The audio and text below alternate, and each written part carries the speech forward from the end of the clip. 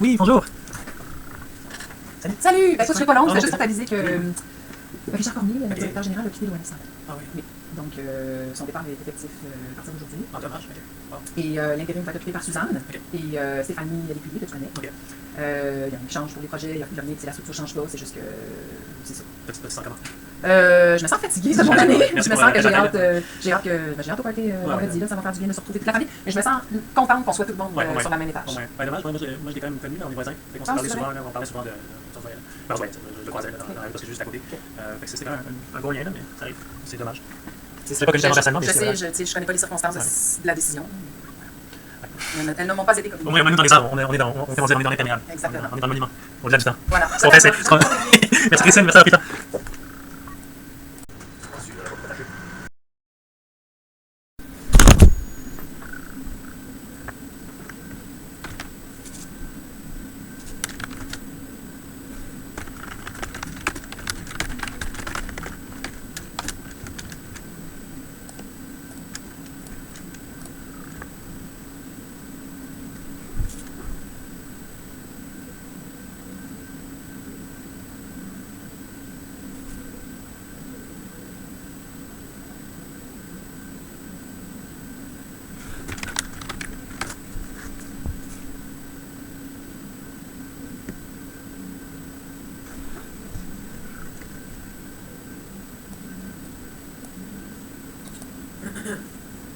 Hey, how are you doing? I didn't want to force you. No, it's a pleasure. Let's look into the stuff we want to do together. Well, I was just wondering if you felt, anyways, or should I think it's the best that I just signal them to sure. you and Yeah, let's look at one after the other.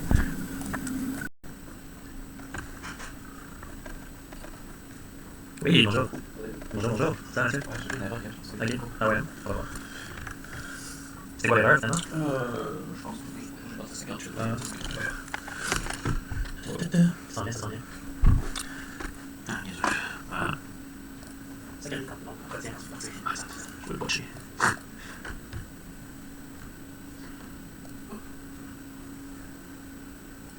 Ah non, attends.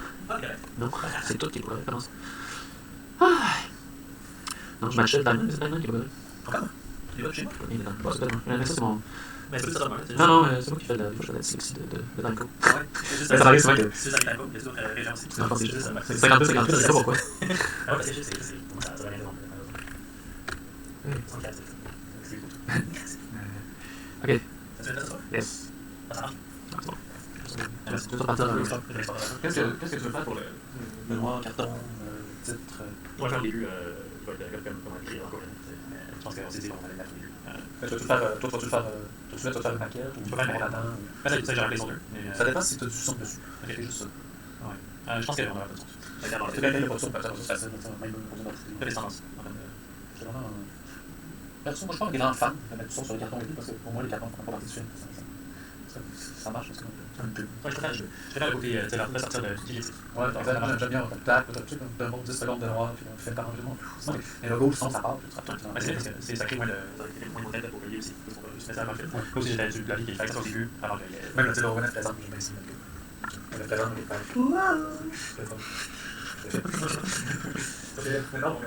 Alors, on peut reverse dessus, c'est qui qui a fait ça? C'est Molan qui est parti cette semaine? Ah, non, je pense que ça avance. Ok, donc maintenant, genre. Ok, parfait, le report.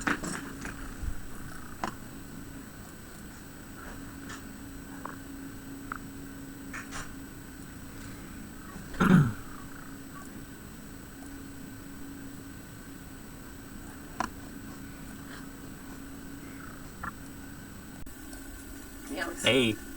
Your contribution to the part-time? Yeah, thank you for your contribution to my ongoing career. Roxanne showed up with a bunch of. Oh, Saskia? Saskia, no, I Roxanne. had a feeling, she's like, I'm trying to get her stuff. And I was like, that's something like pretty useful. I should know Saskia because I remember Saskia. It's Rembrandt's wife. Okay, cool. That's how I remember. I have stories for everybody. Yeah, right, that's right. Do you have any glasses? No. We're in the same class. Do we? We're similar. Did I steal your glasses? No, you're mine. Almost. Are you broken? No, I'm just embarrassed. They're just dirty. So I'm asking for You're it. dirty. It's pretty similar. Yeah, totally. Okay, so let's get back to work. I'll get some booster later. I'll get some Oh, champagne. nice. Yeah. See ya. Is that 4, right? That's me for Okay, awesome. Thank you.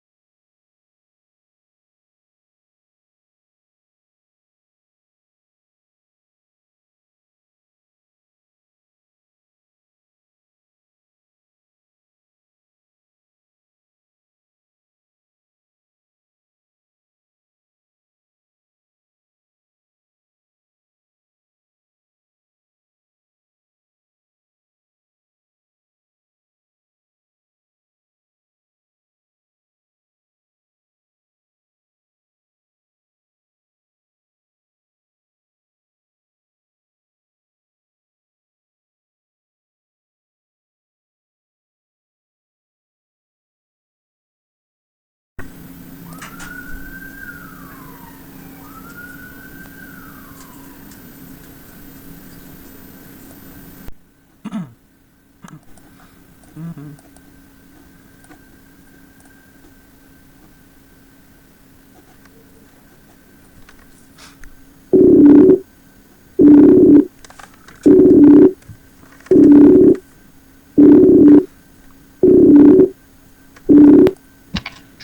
Hey, Adrian. Thanks for your patience. You've been very patient today.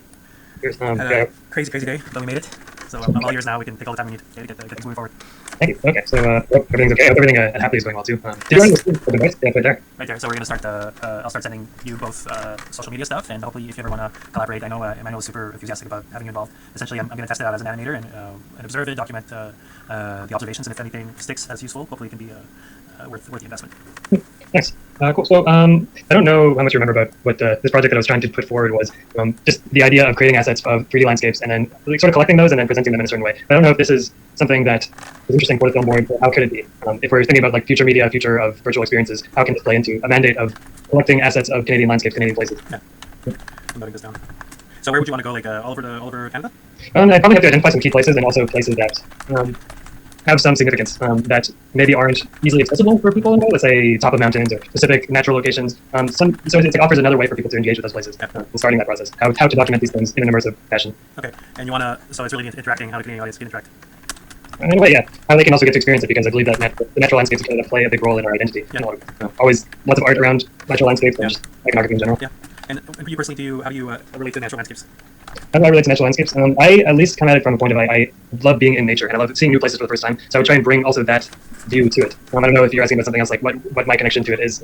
What do you mean by the question? Yeah. So usually, from experience, we tend to, as creators, we tend to be the focus tends to be on our individuality, and usually that's a good selling point. So the idea is the first question is usually what do you want to do? Second one is why you, right? And the third one is why them, right? So I mean, I think you answered the third one quite well.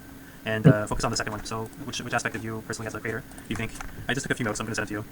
So, I mean, yeah, I'd have to probably dive in a bit deeper to get to a more concrete answer. But why me, I think, also relates to my interest in this, just what my skills are and what I've been able to do. So I have a certain eye in filmmaking, I have an eye in tech. I want to merge these things in a way that is also relevant to Canadian identity, and I want to discover these places because I've never been to them either. And maybe cool. So I want to. It's like an immersive experience for both you and. Well, there you go. Yeah, it's like while I haven't been able to go to these places before and it has been inaccessible to me yet, I want to bring that to everyone potentially, or people who want to experience it too. Yeah. My interest in 3D scanning and the projects that I started to do also just is this will be the next step of my sort of development as a creator. How far can we push this medium, and also how can we sort of Canada-proof this medium? Like we have an identity and sort of a system for what creating these assets of landscapes. Maybe this is something that can be developed further and further. Yeah, for sure. So it's like it's essentially going to be a way to have a first gaze at a lot of this landscape that you know theoretically ought to have seen, but you feel like you've been losing connection with nature. And this is not only going to be a way to connect your audience to it, but it's also your actual discovery, your current discovery. So you're saying that you have an interest for 3D printing and scanning. Yes. Mostly scanning, correct? Yeah, the scanning aspect has played a role, and like, I like how you can depict 3D spaces and you can actually navigate through them and look at them. Although at the moment, the technology kind of creates this like painterly sort of surreal version of these landscapes. Okay. How can we push this medium so that it's even more sort of, or how does that affect the way that you experience them even? Because we have, I don't know, artistic representations are always sort of like filtered through the artist itself. So in doing this, it's kind of like creating a painting in some ways, creating a collage, creating a version of that place. Mm-hmm. Maybe it's not just me. There's maybe there's like a process that I'm creating. Other people can do this too, or there's like, I don't know. The idea of like creating a process to document these things is interesting to me because maybe that's something that can be further refined. Okay. Yeah, so I mean, there's a hyper-realistic representation of natural landscapes, which would be interesting. You want to sever your work from some of the painterly default results from the tech, right? That's all the main stuff. So you're exploring new ways of rediscovering landscapes. There's many of these like the technologies that exist are for very specific like engineering aspect, engineering applications and things. But then there also represents this like whole other side where, well, photogrammetry, for instance, is a bit more on the like artistic side of the thing. But we don't have like really people going out and documenting things using that, or not using the most advanced technology for that, or not looking at all the different ways that you could document a 3D landscape or 3D assets of places. So I imagine there's like maybe some research that would be involved in this. So like the first step of a project like this would involve trying out different technology, different systems, because it's like one thing is taking photos, one thing is using 3D scanners like LiDAR, then there's also just softwares that you can try that will put things together. What is the best way to create this sort of immersive experience and also bring it so that it's viewable to people? Yeah, totally. So I think you have, as we discussed last time, 3 avenues plus 1. Okay, so the 3 avenues when it comes to production, you can do the 100% focused on your 100% production, which means you're funded 100%. Then you have the version where you're putting 51% as a co-producer. Okay, that's the second option. And the third option is to come in with the where you get assistance in post-production, where it's mostly color correction, sound, all that stuff, where you basically inherit you benefit from the infrastructure. So I think the first one's probably the one you want to go for. We closed the interactive last year, which is a bit of a bummer because there's been like a rebranding of the place, a restructuring, and all the stuff that I used to work, all the stuff that we're interacting for now. I think going to be meshed with normal productions. But that's where number 4 comes in, where there's an innovation lab that is interested in rapid prototyping, where you basically blend the tech with the mandate to pilot new formats of creation. Right? So I'm supposing that would be a good fit. No, like if this is like with the idea of trying to create a new process for, I don't know, this could be a thing for 3D filmmaking, 3D animation in the future. Yeah, it's a bit tricky in the sense that it's definitely a good prospect. The thing is, as you probably noticed, as we both noticed as young people in the workforce, or whatever you want to call it, there's this reiterative process where as innovation, as new opportunities come our ways, they become shallower and shallower.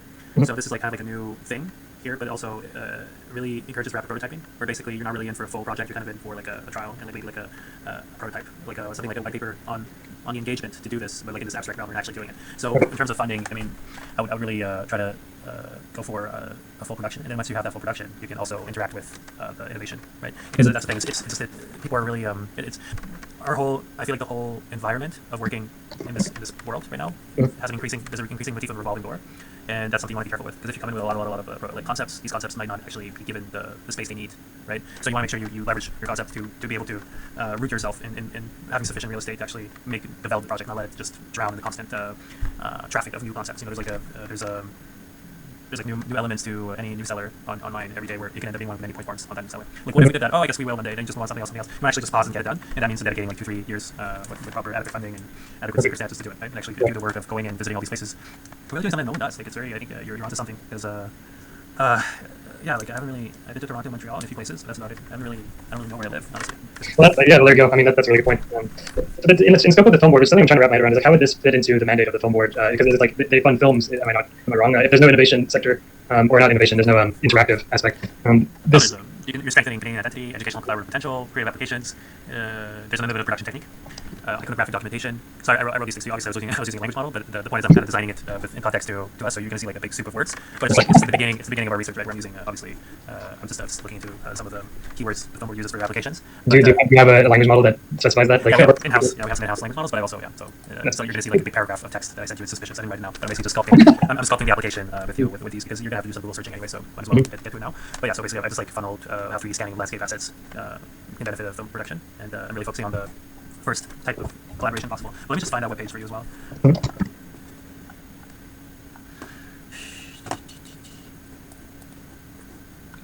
Like, if there's any benefit in also having this be like maybe doing these things will encourage people to actually go and visit them, and maybe there's like over time how these places change, you can really interact with that too. Let's say this is like a project that can be ongoing. Like it's really creating the virtual version that can be. I guess what am I trying to say? Like it's you can skim through time. It gives it a whole other dimension. I can see it being maybe an iterative process that you can like go back to the same place. You can update the scanning process, so you can see how that evolves over time and how it gets better and better, and how the place changes as well. Fantastic, yeah. Yeah. And where do you see it applied? Mostly, where would you like it to be exposed? Where do you want it to be distributed? Like imagine it being as like the proliferation of headsets go, people can access this via some portal. I don't know if there's like applications that you can access that will be like a National Film Board's repository of national landscapes, something like it's its own app, its own application on headsets, or there's a web page that you can go to, or there is maybe actual exhibits that people can go to physically and see them on screens or can navigate and walk around to give the appearance of being there. There was a project that I did, which I may have shown you, which was the screen that you could physically move and look through it as though it's a window, and you could apply that to this technology as if you're looking through a window in this gallery to wherever it is, like Louise, wherever the landscape is. Mm-hmm. That's really interesting. Do you want to do any like do you want to create any gear for it as well? Like, like how do you mean create actually new hardware to do this? Yeah, exactly.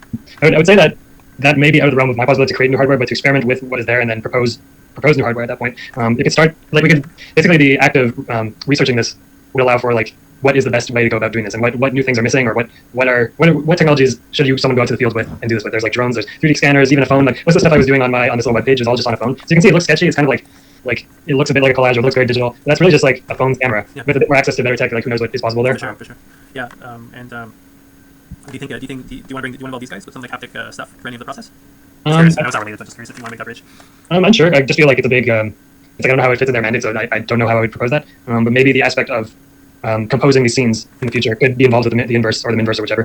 Just because that's kind of one of the main use cases we're imagining, is that someone who is a 3D artist or is a 3D designer can really just place things in scenes and really have that interaction. Maybe the idea of like feeling or experiencing these textures and things is possible, but that is quite far off. And maybe not is aside from the main point at first. Yeah, that's cool. It's quite strategic if I keep doing stuff with that, finding a way to compound momentum with your stuff to interact with the innovation department. But that's we can look into that later. But well, there's certainly this idea of like as we want it to be more immersive or more interactive, that can be a part of it. Sure, like if you want to see the texture of the rocks, or I don't know how this all plays in, but there's definitely an immersive experience to using such a controller. So that is down the line for sure, but also pretty far at the moment. Yeah. Cool. So let's start funneling this into some actions. So I think that if you can, would you be able to send like a draft of your application anytime soon? I would have to write it out just because I have information on this that I've written, but I would need to format it. Sure. Okay. Do you have pointers for that, or do you have like example applications I can Exactly. look at? Yeah, totally. So yeah, so what we're gonna do is I'll look into it when you've got your draft and just give you some advice, and then maybe I'll just write that advice directly on the document as a second version, and then you'll basically have that to send, and you'll send it independently. So we'll just look into it. Are you going to share the block of text? I'm curious to see what it says. Yeah. No, I sent it to you already. Okay, I didn't see that. Yeah. I basically customized it to your sector. Yeah, thank you. Yeah, awesome. Yeah. Let's see here. But yeah, just take it as a research point. It's not. It's clearly quickly done. But Yeah, language. yeah. So this steps directly from. Are you Indigenous at all? I'm not. Okay, Like, just can't confirming because there's a different application opportunity. Yeah, yeah. Okay. So here this is word for word what's written, but I'm gonna send you a link. But essentially, are you usually do you go on your email, or I'm gonna put on your messenger? Okay. Yeah, send me my email just to have it. Yeah. No, I already did. I think I sent you some stuff already. Right. So this is the document. This is what you need to have completed. I'm a creator, so you have to do project synopsis, 8 lines maximum, summary, 1 to 3 pages describing the story subject, overview of intended audience, full of this project interest, one factor. So it's kind of not very well organized. Let me do that again. Describing the story subject. Yeah, okay. So yeah. Yeah. So I mean, focus on this, and we will look into it together. I just want you to have the first jab at it, so that we keep these keep a few keywords in it. But in general, yeah, like I mean, you just have to do the document, and I recommend printing it out. I can print it out here as well. Just because there's so many emails coming in and out, that it's nice to have something that you can touch. Okay, yeah, gotcha. Yeah, this is this website. So here's the website. Are there examples of projects that aren't film that have been funded by the NFP that Yeah. are kind of similar to this? Yeah, let me find them. Just because they're asking like story, I don't know. I just have to sort of disregard that in a way.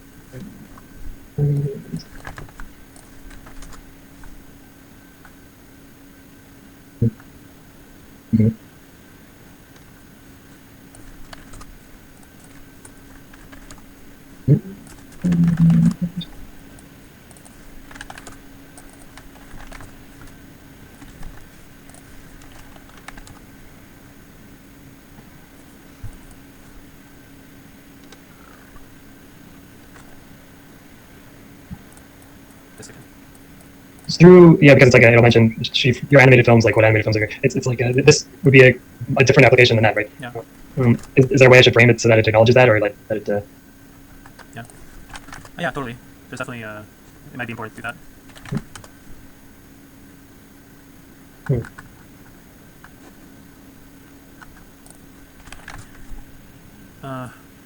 There you go. So check this out. This one's good. I know personally we worked on a show together last spring. So this is an example of relatively successful. When you go download the app, I think it's on Steam. Yeah, the phone board has a Steam website.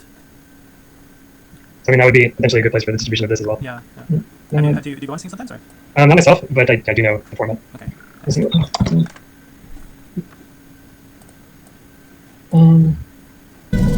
really?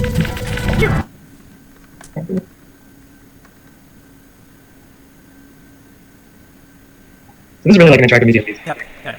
But is the mandate for that over, you said? Oh yeah, the category of projects is no longer a thing. But I think that's because they're just kind of connected with the other ones. I don't think they haven't shunned the interactive medium. I really doubt it. That would be that would be the best. So, yeah, it's just merged into the other so people can't apply them. Yeah, exactly. So just go for it. I think it's just like they just don't have the whole department for it now. They put it together with the other ones, but that could be an opportunity. Because you might be the project this year that does it. You know. Gotcha, yeah. Just I think timing is key. Just get these points out of the way as soon as possible. Okay. CV, all the stuff, portfolio, and all that is all in the print screen I sent you, and make a Google Doc, and we can look into it, make a copy, maybe change a few things just as a proposal, and then you just take it for as reference. And then if you prefer your original document, just use the original one. But I think there's no science, just timing, you know. What would be the best timing for this, or do you? It's any time, honestly, just as soon as possible. I really think it's the best thing you can do because then you can just remind it place once in a while. But your thing will already be in the horizon line. Okay, yeah. Any other? Vocabulary. Oh, sorry, what did you say? I guess I'm still sleeping because my vocabulary is terrible. The quality of my English is really bad right now. I'm using Paint for everything. I don't use it, or else it'll become the way you speak. It happens. Do you have any other suggestions? Like when you hear this project, the things I should definitely include, or things I should emphasize more? 80% visuals, 20% text 80% visuals. in that PDF document.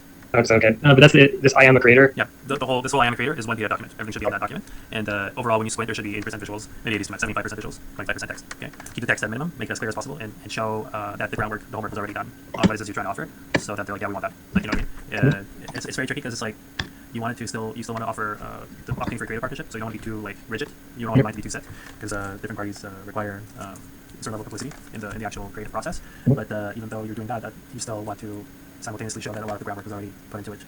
Just like visuals, design, just make it tangible, make it something people can hold and grasp, and be like, yeah, we want to invest in that, and then allow them to have that open space to be part of the process, but still show solid product. That's what the is. And do you think it would be stronger to have like the product be like this platform that people can view it on? So let's say a Steam application or whatever it might be. Yeah, but then your product will already be launched, and you wouldn't allow for that creative input. So it's really just like the presentation of it is like saying like this is what this might look like. Prototypes, visualize it as much as possible, and even show the gear, the tech that you're going to use, like either the Quest or whatever it's going to be, like that helmet, like make it tangible, make it something people know what they're investing in. Right? It's like you want to know what they're paying for. You're providing the platform that guarantees completion of the project, but it's a platform that opens for them to be part of it. Right? So that's more or less stuff. So you're basically offering a full service in realizing an idea, and that realization of the idea involves a collaboration with them to make it an idea that both parties are realizing together. But you're like the meat and potato of like the actual act of making it. And that's why you display that with concept art, maybe like a mind note of exactly how things are connected, like the coding process, all that stuff. Make it be as much of an open book as you can on how it's going to look, and they're going to get in and tilt it in a direction that works for both of you, anyways. So you can just win from showing stuff. Just don't like don't say it's like already like all organized and No. Offer a platform for creative collaboration, and you'll get unstoppable. Some of the things like creating such an app or a platform, I may need like some expert advice as well in creating that. Is that part of like the funding scheme that you can ask? It's like I would just be the conduit, the producer of this, and I would engage with experts to do that. I think it's like come and go, like the rules about that stuff are like not the rules, like the way people make these decisions. But overall, like, don't be too inadequate, like you know what I mean? Because we'll be doing most of the work. But yeah, there's a technical service support system here, and like people in R&D and stuff. But overall, like, the creator like still does most of the work. So what's the structure like? If it was 100% funded, like it's like I would collaborate with people at the NFB, but it's like I would be there, and then I would be just doing this project, or how does it look like? Yeah, like this is my website. Right? Okay. So you work from the office, and you still do most of the work, but there's if my computer crashes, like someone's gonna help me out. So in your case, like if you need to mount the VR headset to a specific prototype, someone's gonna help you out. Maybe not right away, but I mean in like 24 hours you'll get help. So it's sort of like someone can help you troubleshoot, but you still have to show that you can do most of the work. You can't come in with like this thing that has nothing to do with your expertise and be like, well, make it happen. It's like you can't come in and be like, I don't know anything about stop motion filmmaking, but I want to make a stop motion film, and you'll be able to do that, right? Like you still have to at least offer, like, if anything, if you're not the one who's doing it, then there's a portion of the budget that will go to the person that will do it, and ideally you would know who's going to do it. So in your application, you would have the body work of that artist with their portfolio, and it goes back to the initial model. The initial model is there has to be portfolio material that shows that you know the craft, like the medium in which you want to make the piece. You know what I mean? Yep. So at the moment with these like 3D projects, I have a couple of things, and I have like 2 projects mainly that were like exhibit projects. Yeah. They're quite small in scope though. They're just like one scene or one thing that people can walk around and interact with. Yeah. And I create these scans also wherever I go. Yeah. But how much more of it does it have to be like in terms of that? Because I want to also research this medium and go deeper, and that's part of the project. Yeah. So I mean, that's where the opening, the meeting halfway falls in. So it's the idea that you're both like you're opening it for a bit of a learning experience as well on your end. Look at it as like there's a boat that's going to go no matter what, and it can go on it or not. But like if you're on it, then you can have a learning experience, but you're still on your way, right? That's kind of the idea. From my perspective, like you keep it with a pinch of salt. Take it with a pinch of salt.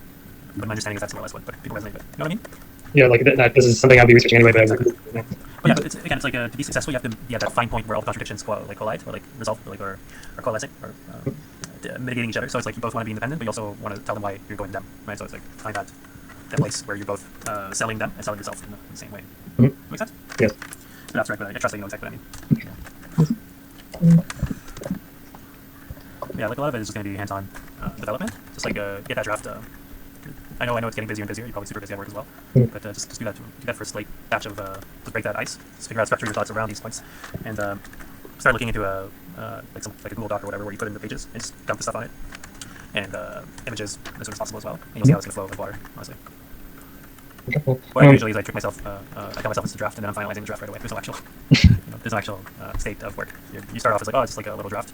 I'll get back to it later, and then that part of getting back to it later doesn't come, and you start finalizing the document right away. So it skips that stuff, that part where like, things are too colossal. I stole that from GJEC, I think. Yes, true. How can you refine it? You don't want to get stuck in this concrete. Yeah, that's because when you're a coward like me, it scares you to have to get to work, so you try to find a trick. Okay.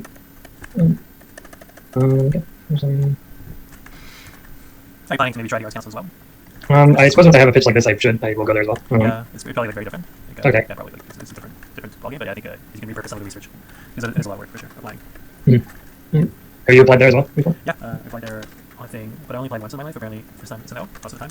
But that was last year. I applied for. I used like AI in my pitch, and I think they just were like categorically against it. I guess because it'd be more like a business grant. Anything that's with AI, like you get a lot of interest from the economic development types of grants in Canada, but art grants aren't that keen. They would have been a few years ago, but not now. There's a bit of a bias against it, which I think is interesting when you really think about it, because as artists. Do you consider yourself an artist? I do. You know, Yep. we're pretty much our where we go depends on decisions that usually have been reserved for different varying forms of curatorial functions. So there's a curatorial function that will maybe make an anthology out of my film amongst 20 other films for a festival. Where I go depends on how I serve the art director of a festival or how I serve a gallery and so on. So there's like a curatorial system to which we react. And what AI did is that, especially in the field of animation, it kind of collapsed labor. It allowed for more to happen for less time. So the initial labor factor decreased, and suddenly it was no longer about how you make something, it's about why you're making something, and why are you making this instead of that. And suddenly you're placed in a position where you're no longer creatively challenged, you're curatorially challenged, right? You have decisions that are curatorial in your creative process, and suddenly you bump shoulders with the underlying curatorial system, because both parties are now in the why, not in the what. So a lot of sometimes disdain or reservations towards tools that collapse labor for artists, I think have to do with the underlying social dynamics between these different parties that is shaken by that. So we're kind of pausing it a bit to see how we're going to readjust, because it is causing a lot of conflict. You know, if you ever go to a festival, you often realize that the reality of live action filmmakers is very different from the reality of animation filmmakers. The type of lives people live is different. If you got to draw all day for years and years and years, you don't go to the same parties, you don't really have the same social skills sometimes as people that are used to delegating to teams of 30 people, if not more, right? And they go to it's a very social job to be a live action filmmaker.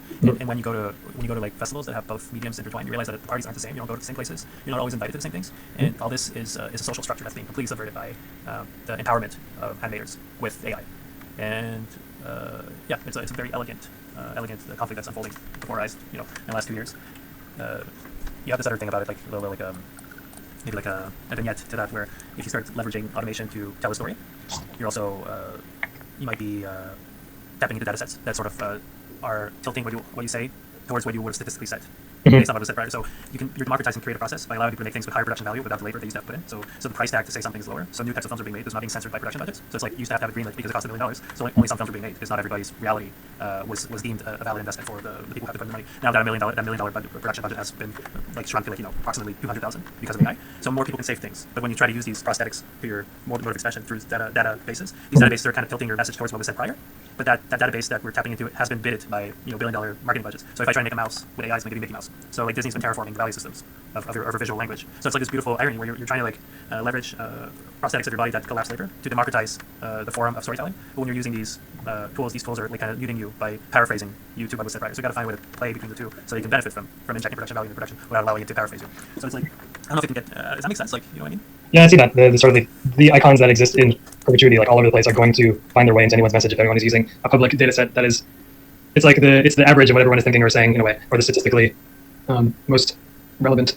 And it sort of takes the power away from the individual creative in a certain way. You give yourself more ability to do things quicker, but you give up somewhat of your vision. Or I don't know, but maybe you wouldn't be able to get your vision out at all if it weren't for it.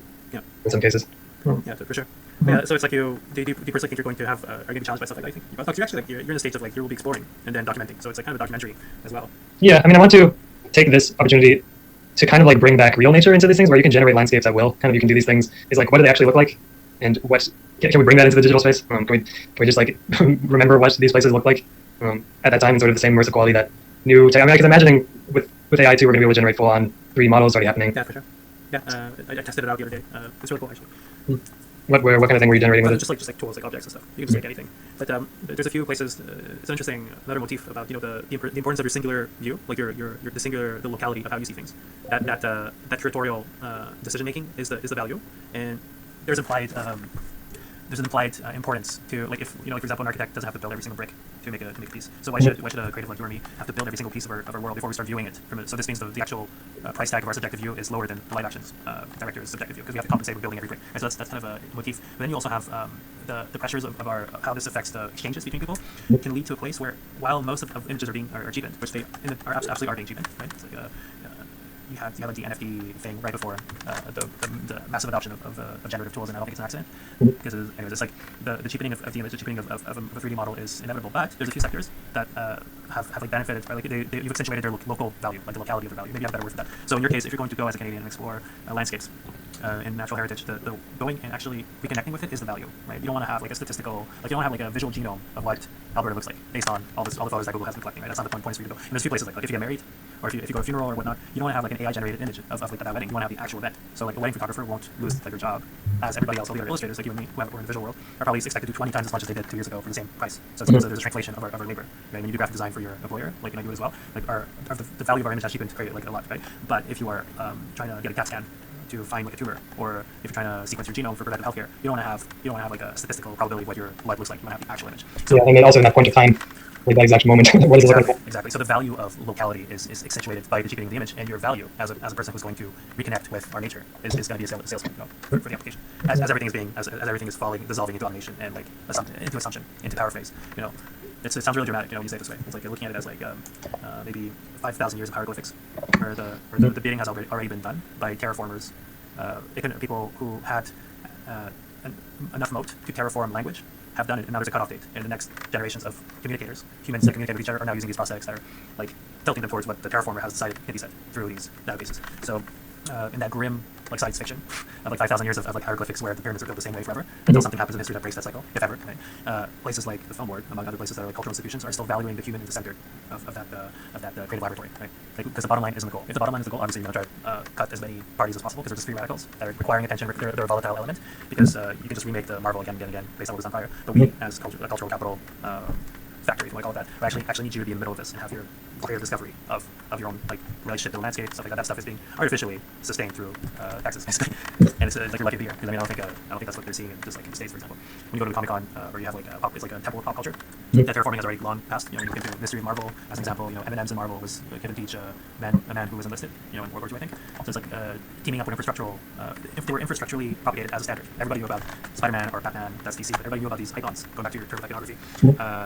In the cheapest format, in the printed medium, and then once you build that market, you can start investing more money in making games, films, and whatnot, because you have already manufactured consensus that is a standard for like cultural capital. But now when you go to a Comic-Con, like that's the other really cool thing, like a discovery, like because we're both in the world of visuals, like before the 2 years of automation and all that. If you go to a place like Comic-Con, you're an illustrator, you're already pressured to draw Batman, because if you don't draw Batman and you don't have moat, it feels like you made a mistake. It's like if you're trying to make like some original character that isn't what we expect from in that sector, it's like you're the one who's off the standards, and you don't have the moat to say no, I'm doing it differently. You're like, oh, you were trying to do Batman, but he's not muscular enough or whatever, so you can't draw. So when you're trying to sell the service of being an illustrator, you have to find something we both agree on as a standard, so that you can have a point, an anchor to which you can compare whether or not you did it well or not. Right? So it's like do I draw well or not? Well, drawing Spider-Man, we both know what Spider-Man it looks like. And then you draw Spider-Man, and it looks exactly like the Spider-Man that we all know, so you draw well. So these pressures, these social pressures of tilting, paraphrasing your intellectual property to the highest bidder was already there. Like tech is just institutionalizing it. It's just rapidly embedding it. So what was up for debate, what was up for social debate 5 years ago, 10 years ago, when the guy from Image Comics published Walking Dead for Image Comics, that was like a golden age where IPs were still, you could still have like a published book that uniquely establishes an IP, and then Netflix was looking for content. So that's probably one of the last trains, you know, in that sector of intellectual IP creation, you know. Yeah, I mean, I would like to think that I can bring the idea of connecting back with our own iconography and allowing people to interact with it. For sure. Yeah. Because if we're talking about losing what is it, to sort of like a public idea of what things are, people know what these places are like for the most part. That's what I wanted like sustain that in time. Like, because I don't know, I've never been, and you've never been either. So yeah, cool. Yeah. Well, do you want to like have another meeting later this month, or what's the plan? Yeah, so I definitely want to work on this document, and then yeah, we could meeting again next in the month. I could put you in for like in January, I guess. Yes, please. Or do you prefer December, like in 10 days? That would certainly push me. So yeah, in 10 days. Yeah, so that's the 28th. Okay. Okay, we'll do around like 3. Okay. Okay. Yeah, 3 on the 28th. Okay, putting you in. Yeah, I'm really curious to see how you're gonna visualize it. That's one of the things I'm looking forward to. Okay, cool. I mean, thank you again. It's a lot of info. Appreciate it. Thank you for the mention. Probably some of it is sometimes you don't know who's doing who, who's doing a favor to who, because listening is harder and more valuable in the world of oversaturated material. Your attention is more expensive than me talking to you. I see. Okay. Yeah. Okay. Looking forward to it. Okay. Yeah. Thank you. Yeah, we'll speak later. Yeah, Thank you. cut you off your thing? No, that's it. Just thanks again. And Well, yeah, cheers. okay, see you in 10 days. Bye-bye. Bye.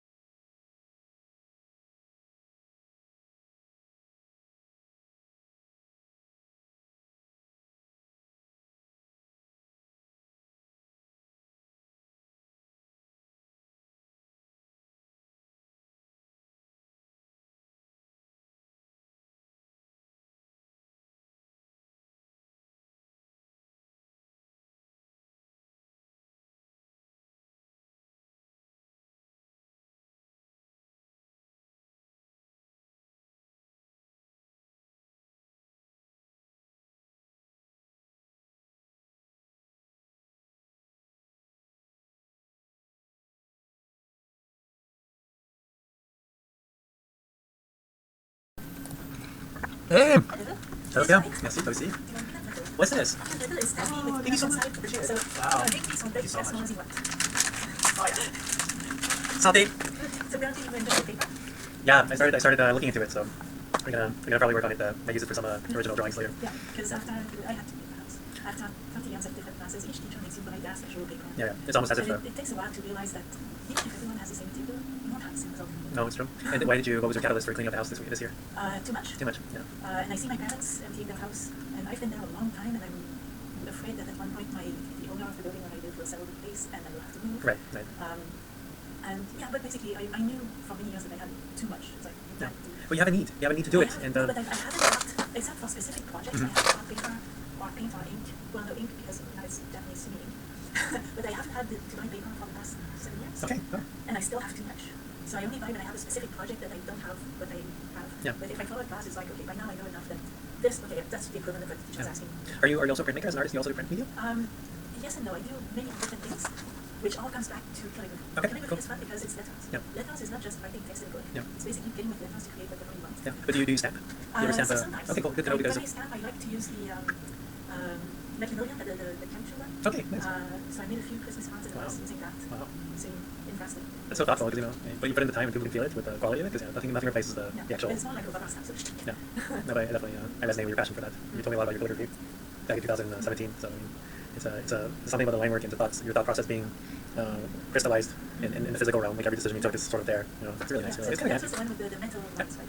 yeah, that was a while ago. So see, calligraphy. Yeah, calligraphy. There's many different materials. Yeah. But at least I'm happy about it. By the time I got to advanced calligraphy, I went, oh, my water calligraphy, I can use for calligraphy.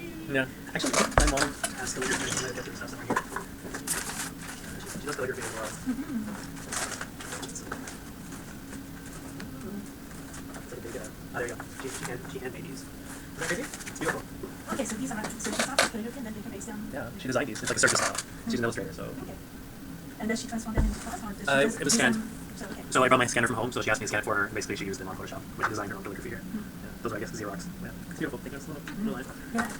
So it's about kind of the old styles from early century Yeah. 19th. Yeah, but it's interesting what brought you, why you were attracted to that moment in time. You know, we never know how these things work. It could be like reincarnation or whatnot. I don't know. Like, Well, growing up with a lot of books written in Gothic, it's like, oh, yeah. Does that make you a goth? it was a safe goth. Okay. I did have the conviction of being goth Mm. because I knew I could go down that path, but it would be very depressing. Right. Right. So I created the Sepia goth. Nice. Nice. So it's your own creation. That's yeah. how. Cool. So basically, it was me. People were like, goth. It's like, well, Yeah. obviously not, because Yeah. I did just art. Right. It's fun. It's good to follow your passion. Anyway, Thank you for the. Yeah, and enjoy that Karen as well. See you soon. Happy holidays.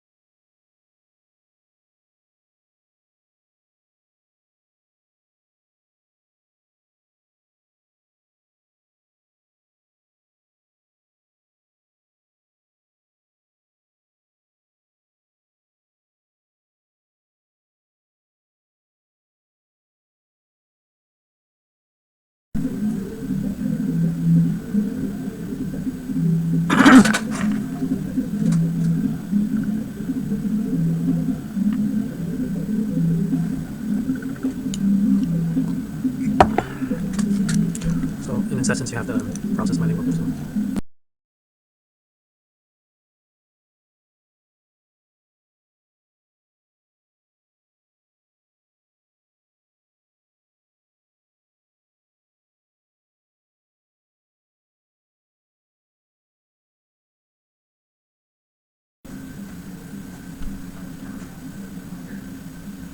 Oh ho!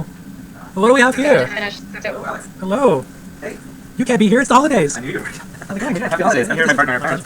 We're just I'm just one of the plants. This is Alex Boya. Yeah. Yeah.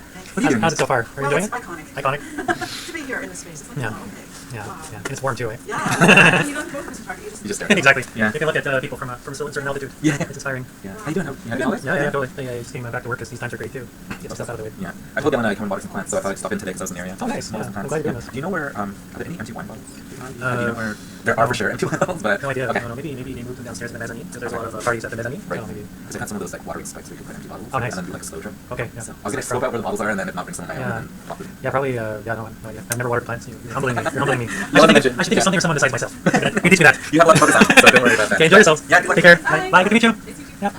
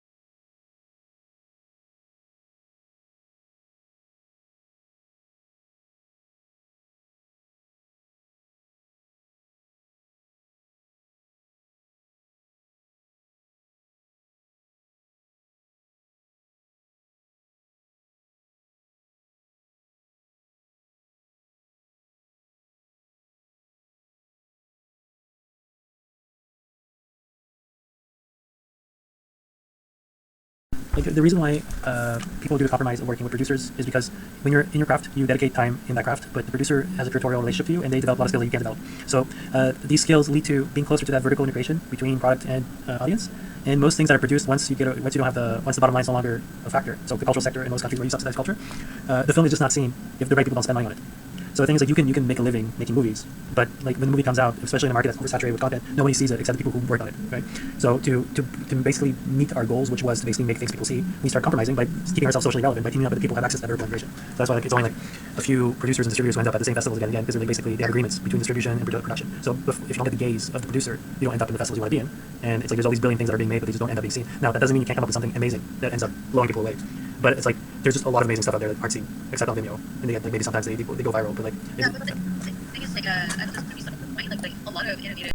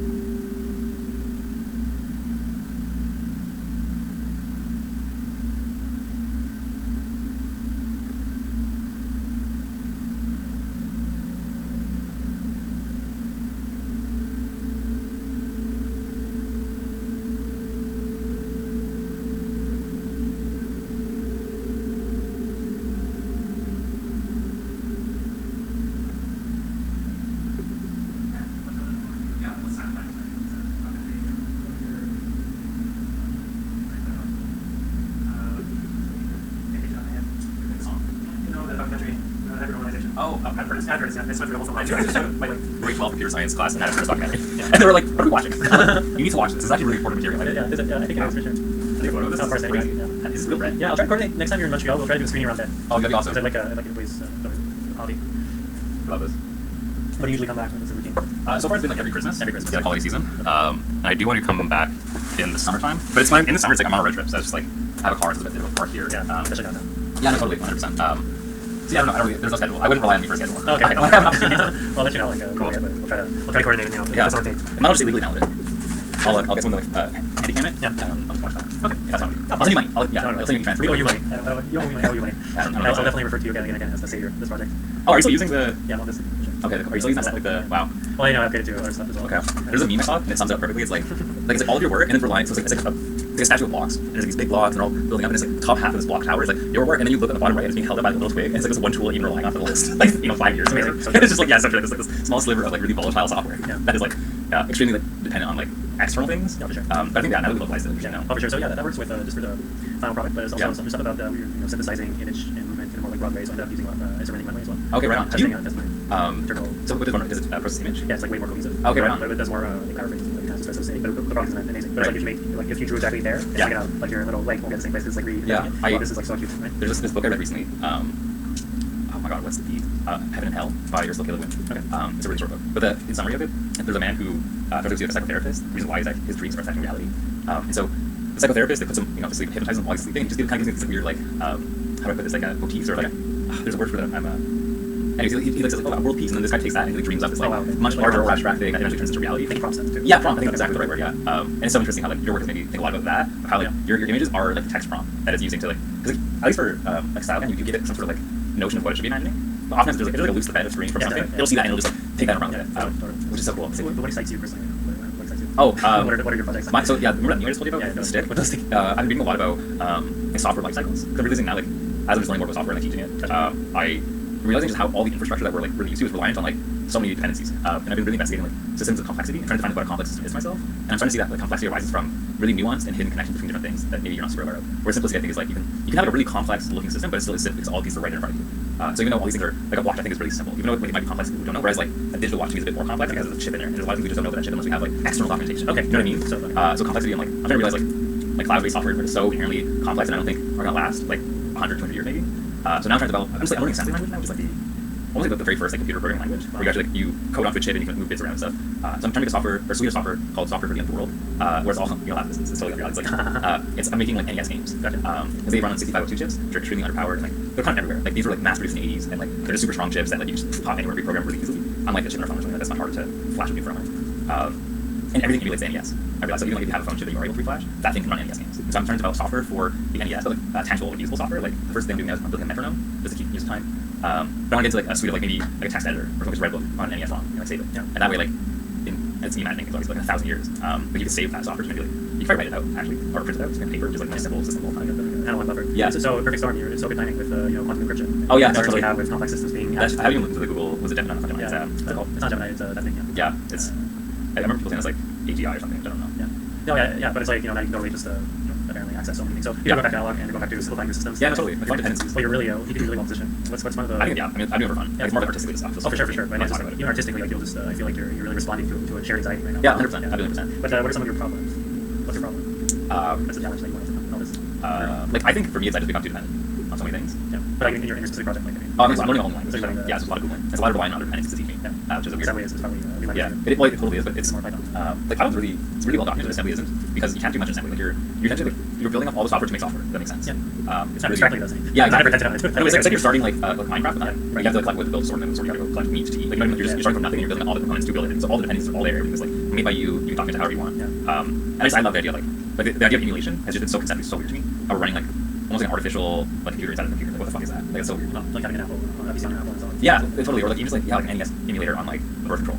Or not birth control, like a birth test. Like, have you seen people run Doom on like bacteria? Like that's the craziest shit. Yeah, like it makes no fucking sense to me.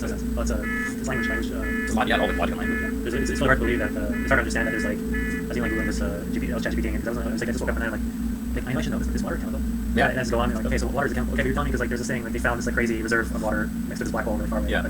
Like, like a trillion times the water on this earth. I was like, okay, like the H2O in the middle of nowhere in space is identical to our H2O. Yeah, isn't that fucked up? I'm like, wait, you sure? And like, Yeah, I'm looking for it. yeah. Like research, like, yeah, it should be the same. So I'm like, well, so in the whole universe there's like rules. Oh, yeah. About like physics, and like people forget. Like I forgot. Like, Yeah. I'm such a native of this. No, totally. That, like, I mean, I don't think I've like understood. Like, of course, you can run through one bacteria. Yeah. Language is homogeneous. It's Like, everywhere. constant. Yeah, like this idea of seeing like atoms as like language. Yeah. That's cool. Yeah. That's actually really But dope. it's like really, it gives a lot of assurance as well. Like, it's very happy life. I mean, I don't have that life at all. I mean, I have a lot of admiration for minds, scientific minds, and people who have the work ethic and courage to go in this. Because then you really have to. I don't know if it's sacrifices. Maybe it's not a sacrifice, but it's definitely. I don't know if you see it this way, but like you did have to let go of a lot of ego and a lot of like lower state consciousness, like hooks, or like I don't want to say like it took a longer, it took a lot of stamina for you to get where you got to.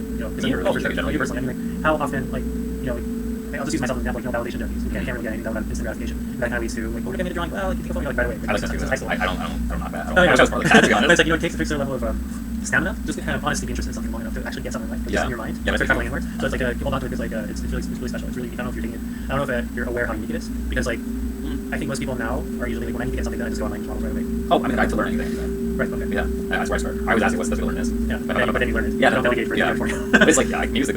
I feel like you must have watched so many fucking tutorials on YouTube. Yeah, I used to. Not as many anymore. Because you know the stuff.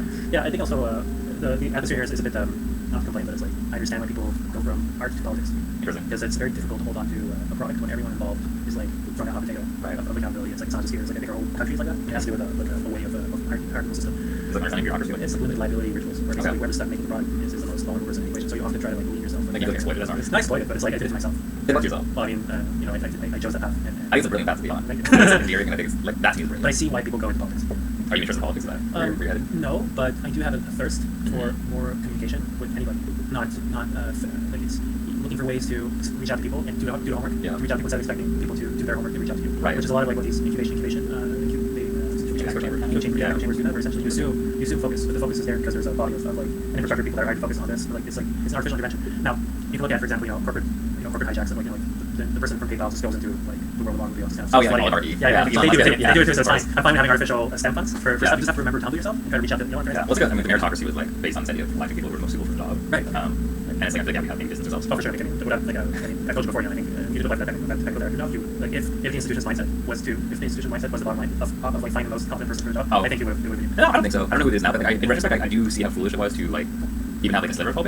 Once I was moving and like after talking to Emil, I just saw like his experience going to the job was much more suited for the actual job. Yeah. And like direct communication is key. They get you as a teacher. Basically, you make things accessible.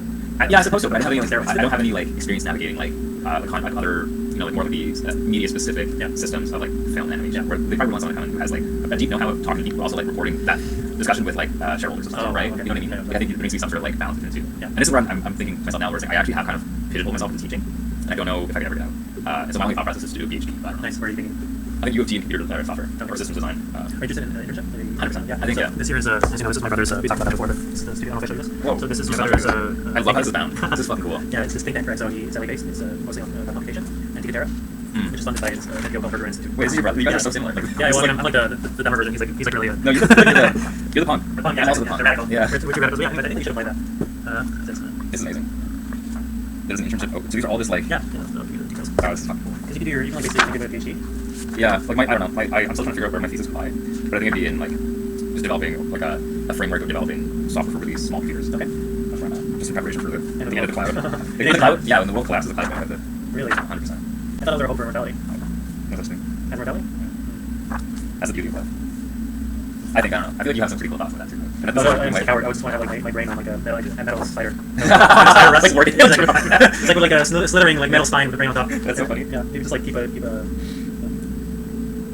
What's this collective or think tank called? Yeah, I sent you the details. So Okay. this is Nick, my brother. Content of the Google Drive, bro. Okay. Yeah, this Sounds insane. So send me that link. So that's Nick, my brother. Would you? And if you go there, like I'll go. But the Bergman Institute is essentially like a biannual think tank that kind of assembles people from different fields of expertise. These are like really well educated people. Yeah, well, I mean, I think even like it's really a small world. Like I was surprised. I was like very pleasantly surprised how like everybody kind of knows each other in that field. I mean, now that person's like probably a little more controversial, but I mean, I remember how impressed I was with Nick Borsko was involved. Who's that? Superintelligence, book about speculating how AI will develop. So it's like a case study, like 6 different avenues of imagining how superintelligence can happen. That's like a few years ago. That's cool. The guy who came up with the Cargo Collective. That person. Oh, right. Okay. That's awesome. That's the guy. He's controversial? Well, not that guy, but like I mean, Oh. example. Why was that book controversial? Oh, it's just because he's like he was caught by saying really bad stuff about people that aren't white. Okay. Two cases. Gotcha. Pretty much. Like something around superintelligence, the direction of. So yeah, like, That should be, yeah, that person like most people are radicalized because of that. Yeah. I don't agree with that, but I mean, there's some stuff in there about the case studies of just that world that silver version. Dude, this is fucking cool. Yeah.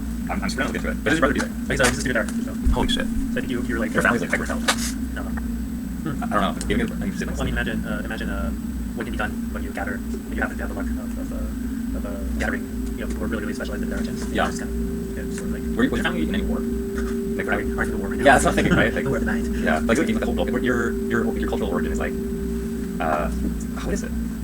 Oh, I mean, Bulgaria. Bulgarian. That's it. Okay, yeah. I've never been Bulgaria. I've never been Bulgarian. That's a nation, right? Yeah, Bulgaria. I think I would find myself in Bulgaria. I think Bulgaria will find itself. That's what Bulgaria will find itself inside of you. Yeah, that's my mind to bring it back home. That's cool. Yeah, there's a lot of interesting stuff going on there too, because there's sort of like a lot of these ways less, I would say like less legislation, but just like less, things are moving faster. Mhm. So I think people want to get things done, can get it done sometimes faster. Like, it's really, you can really test your patience when you're trying to get things done. Like, you just, I don't know, maybe you feel like that with the world of like, teaching. You know, like, you have older people. It's You like want weird. to change things, but like, you're realizing we're not all in the same boat, so people are trying to Oh, yeah, no, I feel that more than ever now. But the school teaching is, like, I think I've talked to this, with private school, Yeah, yeah. where all the students are like hyper rich. I think it feels like they like they started Minecraft with a sword. the worst. Yeah, I know. Yeah, I know. And these kids are just so unrelatable. But I'm realizing the issue with the kids more the admin administration for the place. They don't ever punish anyone. And I'm not a huge believer in punitive measures, but I think like students should face pretty large repercussions if they make other students feel unsafe. Or like, just be removed. But it doesn't happen ever. And I realize because these are fucking paying customers. Yeah. Like $35,000 a year to go to school. Yeah, what's the name of school? At Crestwood. Oh, Crestwood, yeah. I mean, it's always right. You want to cocaine? No, totally. It's just like a multi-million-dollar business. But I imagine drug issues are fake, right? There's a lot of that. Yeah, I think so. But to me, it's more like behavior. Because like the But their minds are not open. not really. Yeah, it's not. I'd say maybe a small portion. What's your strategies? How do you work with that? I try to be relatable, even if it's like putting the sucks on. And I think like there's more trust and merit to be earned by being like friendly than mean. So that's my general aptitude, and I think when I do that, it helps build trust. So that when they do something that's like kind of out of pocket or really uncool, and I talk to them about it, they actually like take it to heart. So that's been my strategy, I think. So sometimes you're just not exposed to having the challenge in that way. But Yeah. you'll be able to- Some of them, yeah, for sure. A lot of them, maybe not. But also, I'm realizing school is also like much more deeper. Like there's a deeper evil in it. Wow, Or like, so I found that this school is predominantly like it's considered a basketball school. So I knew we had a good basketball team, but I didn't really know why or how. And it turns out this is so fucking weird. When kids are like in grade 9 and up, they get visited by scouts, and these scouts are people who are from other schools trying to find kids who go that's not good basketball. And then they give them a grant to come to this $35,000 school. So it's a $35,000 grant, which is pretty nice on paper. And then they come, they join basketball, they succeed. And then after high school, it's up to them to go to university. And usually, when you follow this pipeline, you might get like offered a grant at a university, like a scholarship to like an American school. And a lot of students do kind of get it, but there are some who do not. And there's one student last year. One of the head coaches of the school, he's like pretty good friends with the commissioner of the Raptors, and they have this program called like I forget what the name is exactly. It's called Giants of Africa, where this guy and the commissioner literally go to Africa and they find like top athletes, and then they provide them with an opportunity to come to Crestwood or whatever. And so obviously they take it, which is really extractive. Yeah, for sure. Yeah. Really extremely. And so then they follow this pipeline. But what's been happening? Like I've brain seen, like, yeah. Well, so what happens? I've seen like this kid, grade 12 graduated. He didn't get scholarships, and he can't afford to go home. He just can't get a plane ticket. Like, So what happens? he's stuck here. Oh my gosh. He's literally like, yeah. So to the point where like I'm friends with the guy in town at school, and she was telling me like, yeah, like he texted me after graduating like only a few months ago, like he needed money for groceries. And so it's like there's like that level of like disparity and exploitation happening in tandem with like these hyper privileged kids. And It's just like muddies out. Like you don't really know what's yeah, happening. and these kids are all blended. It's so fucking weird. Dude. It's like a simulacrum of like some larger scale thing that's happening around the world. But it's almost the opposite, where like the people who are like more disadvantaged or less privileged are minority rather than like the majority of the world. Yeah. What's the like the cultural like what is it, like a lot of immigrants? The ethnicity, yeah, it's like fucking the most diverse color. Like, But I mean, statistically, a lot of immigrants are now in that position where they can afford that kind of dude, education. the school also like has like outreach programs in China. Okay. So we get a shit ton of Chinese students who are also there for very specific reasons, where they want to like graduate high school and then enter like the English North American academic pipeline from there. So they'll apply to Harvard, they'll apply to all these schools, like maybe like Hamilton, like Mass University, Hamilton, or like fucking Concordia, McGill. They do that to get their degree and then go back home. Yeah, so they follow this pipeline, and I don't know. It's trying to like. Is our education that good? No, who's it? Our education. in North University, yeah, I America? think it's really like. Really? I think it's just like the whitewashing of the world. It's like the actual quality of what you learn in school makes someone from China like come to Harvard and come back to China. They have to learn something here they can't learn from I China. think over there is just like it's seen as like a significant token of Oh, I like, understand. wealth and like particular. It's literally a token. I gotcha. Yeah, I don't think it's that much better. That's my experience. But there are some schools that are insane. No, that'd be great. Like, I'd be very optimistic. We're optimistic here. Actually, like we screwed up so much, but maybe we have that. You know what I mean? Yeah, maybe we have quality education. I think universities are fucking great. Yeah, they really do. They challenge you a lot. Yeah. My brain was like moving. I think my last class was a macroeconomics class. Oh, And I was like physically incapable of learning what was happening after like the 7th course. No, I actually feel you. Like, sometimes, yeah. You know, it's like a really weird feeling. Like it happens rarely, because especially if you start developing discomfort. So ChatGPT didn't exist back then. yeah, it was like a few years. Just Like a few years. Actually, I'm really lucky. I got to do this in my brain before ChatGPT. Yeah, since the challenge. Right before, Yeah. because basically, it's actually I actually dropped out of school and started working here. Out of luck, I actually went back to finish so I can kind of just have a university degree. Yeah. And so actually, was already working on this film a bit before we started working together. Yeah. You remember the font? You're like in the very beginning of that. Yeah, but like here, I finished my macroeconomics class. Oh, so interesting. this was here, and, That's so funny. and I remember that was right before ChatGPT shut up, Mhm. and you like came like maybe 2-3 weeks after. So That's yeah, so just like in funny. the winter. But yeah, so that class, like you're just like it felt like you're there's like this leech in there's this kind of like a slug that drinks your blood in Bulgaria Mhm. that kind of like shoves its head in your skin. So if you rub it Yeah. off, you can't, because like the head stays in your skin. Oh, shit. And then it creates an infection. So the only way to get rid of these slugs, these leeches, is to like put oil on your skin to block the pores so that it stops breathing. And then it that's gets so always fucked up. It's suffocated. So it's like you're cornered that beam. Mhm. So what I'm trying to say is like to get by in life, to sort of like survive, we all have like again maybe I'm just projecting, but I have like manipulation strategies. Obviously in terms of like manipulative reflexes, just like when you fall down to your hands. You Yeah. also develop ways to like get yourself out of trouble. when you know you're not strong enough, or you're not mentally strong enough, or you're not intelligent enough, you have like go-to things. Yeah, you have things you do. I agree. I have the same. You go back to things you're comfortable Yeah. with. You generalize it so that you can talk about something you're more comfortable talking about because you're more specialized in that thing. Like, you have all these like little things that we do to survive in society. But once in a while, you place yourself in a situation, you stimulate yourself enough to be that leech that's oiled. Right. There's nowhere to go anymore. It's gotta like suck into There's, time. no, there's nowhere to, you can't escape. Yeah. You're cornered. And that's what this class does to you. Like, it just kind of, that's what university does to you. It corners you to the point where like there's a moment in there where it's like it's a point of no return, and you realize that like the brain cells haven't been made to understand what they're talking about. Do you feel like you couldn't get help in the future? Well, you can, but it's like it's hard to explain. People have different brains, Sure. and you know, like sometimes I felt that in class, but sometimes like as a teacher, even as a student, like there's these classes you take out of your comfort zone, where suddenly you go from like I understand this, I understand that. Whoa, this is a mega jump. And everybody else gets it, but you're like, okay, there's something missing there. I'm not getting it, but everyone else is. Yeah. And then you fast forward like maybe 6 classes later, and there's this thing you get. But then you're on the 6th class, you're talking about something that seems to be complicated for everyone else, but it's really simple for you. Yeah, totally. So that happens when like your mind is different, like your style of learning, or the way your hierarchy of images, and like you don't like understand the way people like you're made for this kind of class, you're made for this kind of class. But like these moments, like you're actually physically challenging yourself. Totally, yeah. And when it comes to macroeconomics, what's really interesting is that those are like levers, and your person can really, I think, you appreciate that because you work in that world often where it's like it is innately morality is not a factor in the sense that you know there's no moral compass that in which you can situate yourself. Like, it's not like inflation's bad and like Taxes are good. or like there's frictional things that happen. Yeah. Like, this is up, this is down, this is down, this is up. So Yeah. there's something to anchor yourself on. Right. There's so much of our education, especially in Korea, liberal arts has been more of an opinion based. Like, Oh, yeah. So like you anchor yourself on morality as a way to sometimes forget to engage. You don't engage with systems because you're actually more on like you dedicate yourself to a specific party within the system, and then you filter your information based on your moral compass. And that's like a lot of our liberal arts education. Yeah. As well. I don't think it's like that's an accident. I It's happened think to really starting to think they're more difficult to research for sure in terms of like getting funding as well. yeah, but like training your mind into problem solving. Yeah, totally. Macroeconomics does seem more empirical. Like there are numbers to follow, and I would imagine that research doesn't necessarily follow opinions, more so like patterns. There's like a very constructively awkward introduction to amorality. Yeah, that's so funny. Yeah, that's like a great way to- It's that's not an a amazing moral. review for It's not macroeconomics. it's not a moral. It's not a moral education problem. Yeah. It's like this is a system. Yeah, It's like some people win, some people lose. It's like it's like and then you're lost. It's like you're so used to like anchoring yourself on values. Of course, yeah. And Are you someone who does that? I do have that. Yeah, but you anchor yourself on values. Anchor yourself on values, but it's like almost like a religion. It's like a religious induced passiveness. Yeah, Essentially, totally. once you're comfortable with your party, Spark you, yeah. you filter your information based on how you behave, and like you realize it's like the binaries of zeros and ones. Essentially, you're being programmed that way because like the moment you've settled to your morality, then you're like there's a binary of zeros and ones when it comes to like it's like you're swiping your phone, like you swipe faster when you're not interested in something. Yeah. But now you're basically you are where you belong. It's like that is one model, but another model is actually understanding systems, and you're basically training yourself to learn new systems every time they talk to you. That makes you kind of pleasantly dangerous in a good way. It's like pleasantly dangerous because it's like you can have like a moral compass, but at the same time you're also willing to like have a kind of like fostering neuroplasticity. But it all comes from like a moral instinct. Like I think me seeing like the world ending and why that's happening. A lot of my questions come from like passivity, like at a core of it all, which I think is a moral. Yeah. Wow. Like there's no market incentive effects of the line their own. Yeah. No, I see what you mean though. I never. I guess maybe wrapping back to like the artist and politics thing. I think this is why art more artists than politics. Maybe like there needs to be a stronger value set that's part of the picture rather than like looking at empirical. Yeah, politics doesn't necessarily mean like I don't mean like going to politics in the real sense, just like maybe just like understanding that you're talking to people, or maybe not as interested in way you're doing it, just sort of like understanding you're situated in that system. Right? Yeah. There's only like administrators and people I talk to every day, it's not necessarily we're not in the arts in the same way like you and I are. Yeah. So it's like maybe that's maybe political, but It's more like a student tie. Yeah. Yeah. But yeah, so what's up? So are you gonna be teaching for a while now? What's I don't know. I'm at another crossroads where I either get my master's of teaching, do another degree, or I like take the fun to do a PhD. Just one of them is less committal than the other.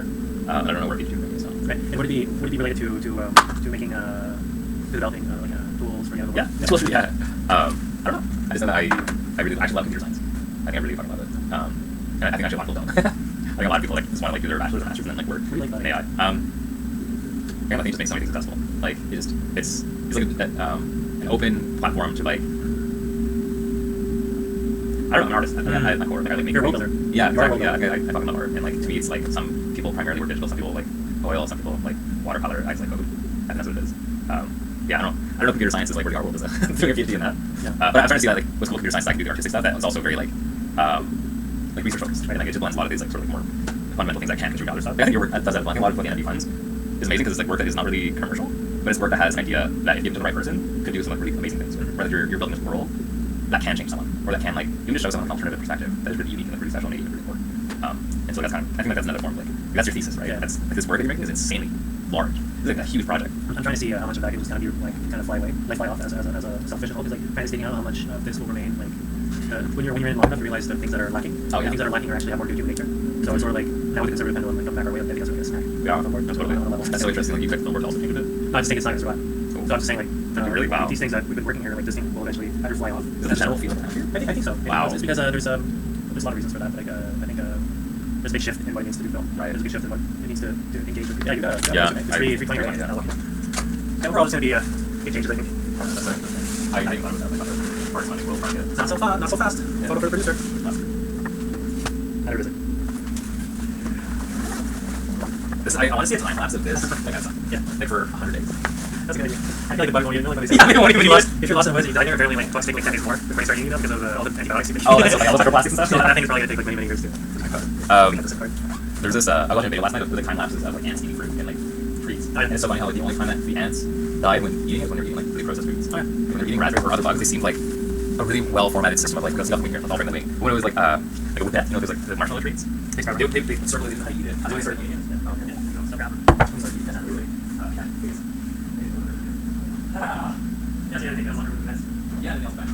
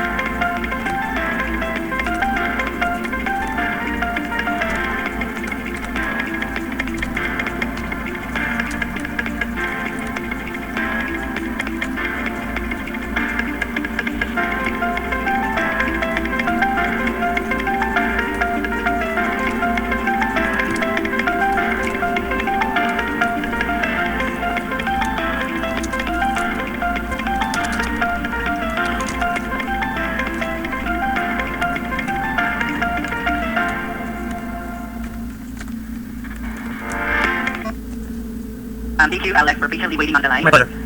Alright, so Alex again. So Alex, sorry about the inconveniences. So what viewing here on the account equipment that we're trying to send to you is a new router. Yes. That's ZTE. Okay, so here's the main reason why you're not receiving it, because that equipment is out of stock. That's why you are still waiting for that equipment. Okay? I'm sorry about the lack of information, why you're not receiving the new equipment. Nothing to worry. Once they get some stock, Optima Telecom giving you a call and also to ship you that equipment. Okay. Thank you. So can I please have an estimation from you on more or less when the stock will be in January 2025? I don't want to provide you any faulty information. If you want, I offer my assistance. Once we get it back for the router, I call you back. But I mean, are we saying how long are we waiting? Okay, until we suggest maybe give us please until January 10. Okay. Okay, so I need to be able to confirm with Optima that there's a level of commitment with the equipment, because our router is very old. It's more than 10 years old, and I started my plan with Optima in I think 2015, and we're having very infrastructural issues with the speed and a lot of compromise with the speed. I ideally would like to keep my service with Optima. I think that it's a very good service. I appreciate that you called back, so I hope to stay with you. It's just that there's a bit of uncertainty with these routers. I understand you don't have it in stock. I just want to make sure we can both plan in the future, because because of my work, I am requiring a stronger internet, and the current issues with the router is slowing down the internet to a point where it's affecting my job. So I would like to stay with Optima, but if we don't have a router, I will have to change my plan with another provider. But everything else is very good with Optima, so I hope to stay with you. I just need you to help me. We have to work together here. After 30 days of waiting for the router, there has to be a certain level of accountability from Optima to tell me that the stock has been ordered and it will be received in Montreal. So if you can please commit to a date for that router, or if you can do it, maybe a supervisor can do it. Okay. No worries, Alex. So again, I do apologize about the inconveniences, and nothing to worry. Like I said a while ago, I will be the one coordinating with our warehouse to check if when the equipment to get some stock. Okay, I'm giving you a heads up about this. No worries. Well, I mean, so first of all, if you are going to take care of this, I would have to just go through the history with you. When you go to the correspondence that was sent 13 days ago, this correspondence was sent by Heinz Vital. So today, it would be the third agent who is switching and taking account of this. It's something that, again, you're basically repeating what you said earlier, but I definitely need to have some form of commitment from Optima so that I can plan accordingly. Because if this continues, I have no guarantee now that in 13 days from now, I will not be speaking to a fourth person who will tell me that maybe the modem will be here in 30 days, 40 days, and so on. And I am still, while this is happening, I am not receiving a service that is at a basic standard, but I'm still required to pay every month. So if there is a delay with equipment, there should be a way to at least either reimburse me for the lost service or take a commitment before we have to resort to changing the provider. No worries. Regarding about the compensation, yes, we can compensate you regarding about these issues. Okay, so what does this mean? Okay, regarding about compensation, we need to ensure that everything is up and running. We need to wait for the equipment to be arrived, and we compensate you based on the service is doing it. And you reported the issue. For example, you reported the issue way back on December 1st. You received the equipment and we resolved the issues 31st of December. So basically, you have a 1 month compensation. Okay, so this is definitely appreciated. Can I please have either an email from you or just your information now so that I can archive it with Ultima eCare, so that if we have to pursue this conversation, we can both be equipped with all the right information. Okay, sorry. So you're taking with Chauvin, spell as J for Juliet, O for Oscar, V for Victor, D for Echo, N for Nancy. Okay, Joe. Same case number 02119195. Okay, well, thank you very much. I guess with you, Joven, you will contact me in January 10th. We wait for the equipment getting some back. Okay. So is there a way to at least with you to find the form of contact? Can you email me instead of calling? Okay, no worries. Okay, so you will email me on January 10th to pursue at least just to say what's up, even if we're still waiting, just so I can stop so I don't operate in the dark. Correct? Okay. Okay, and we will define by then if there's more time or less time, and after all this, we will see how many months we've been not able to use the service. All right. Correct? Yes. Okay, thank you. Have a good night. Okay. So, thank you, Alex. Bye. Have fun. Bye.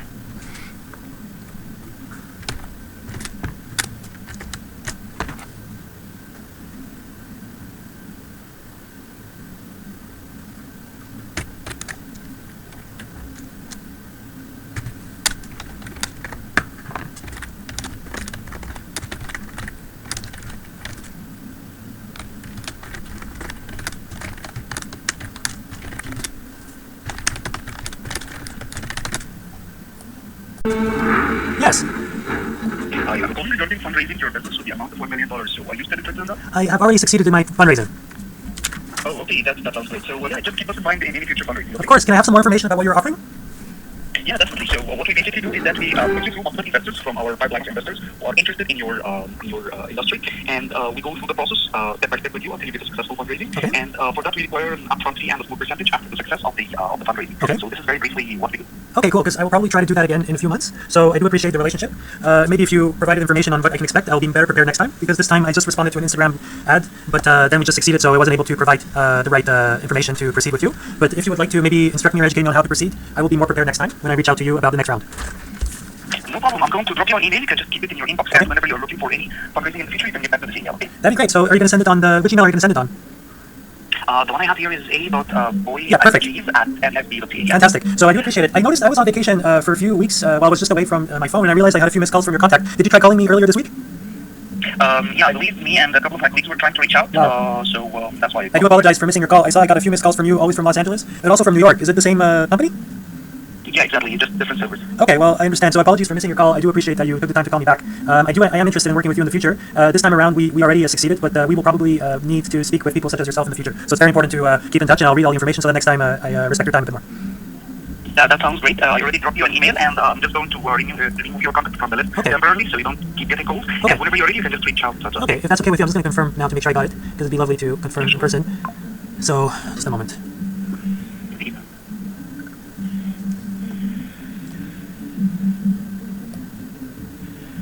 So in the moment, I have not received something from you yet. Do you think maybe it's going to come later? Yeah, maybe also it's in the spam or the No, I checked. It's not in the spam. Because you're... okay. Yeah, please go ahead. Yeah, I was just saying it might just be like a couple of minutes or something. Okay, cool. If ever you need another email, I can give you another email too. Yeah, that sounds great. Okay, so if ever you can, please email it the same message at Alex Boya. So Alex Boya. at gmail.com. Okay, so alexboya@gmail.com. Yeah, so I'm here on the computer, so if ever... So I'm looking into spam as well. That's right now. No, sure, just 1 second.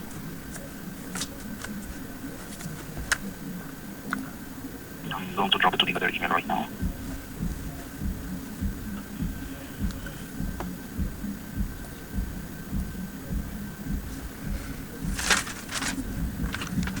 Okay, I sent it to the other email as well. Okay, so I guess I'll wait for it to come in. It's still not in, but maybe there will be a bit of a delay. And just good to meet you. So my name's Alex. What is your name?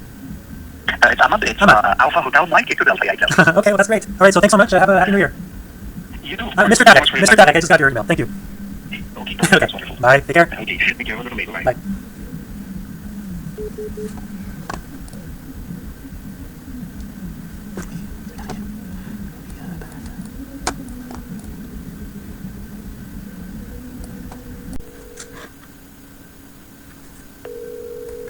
Allô? Hey Michel, bonne année. Salut.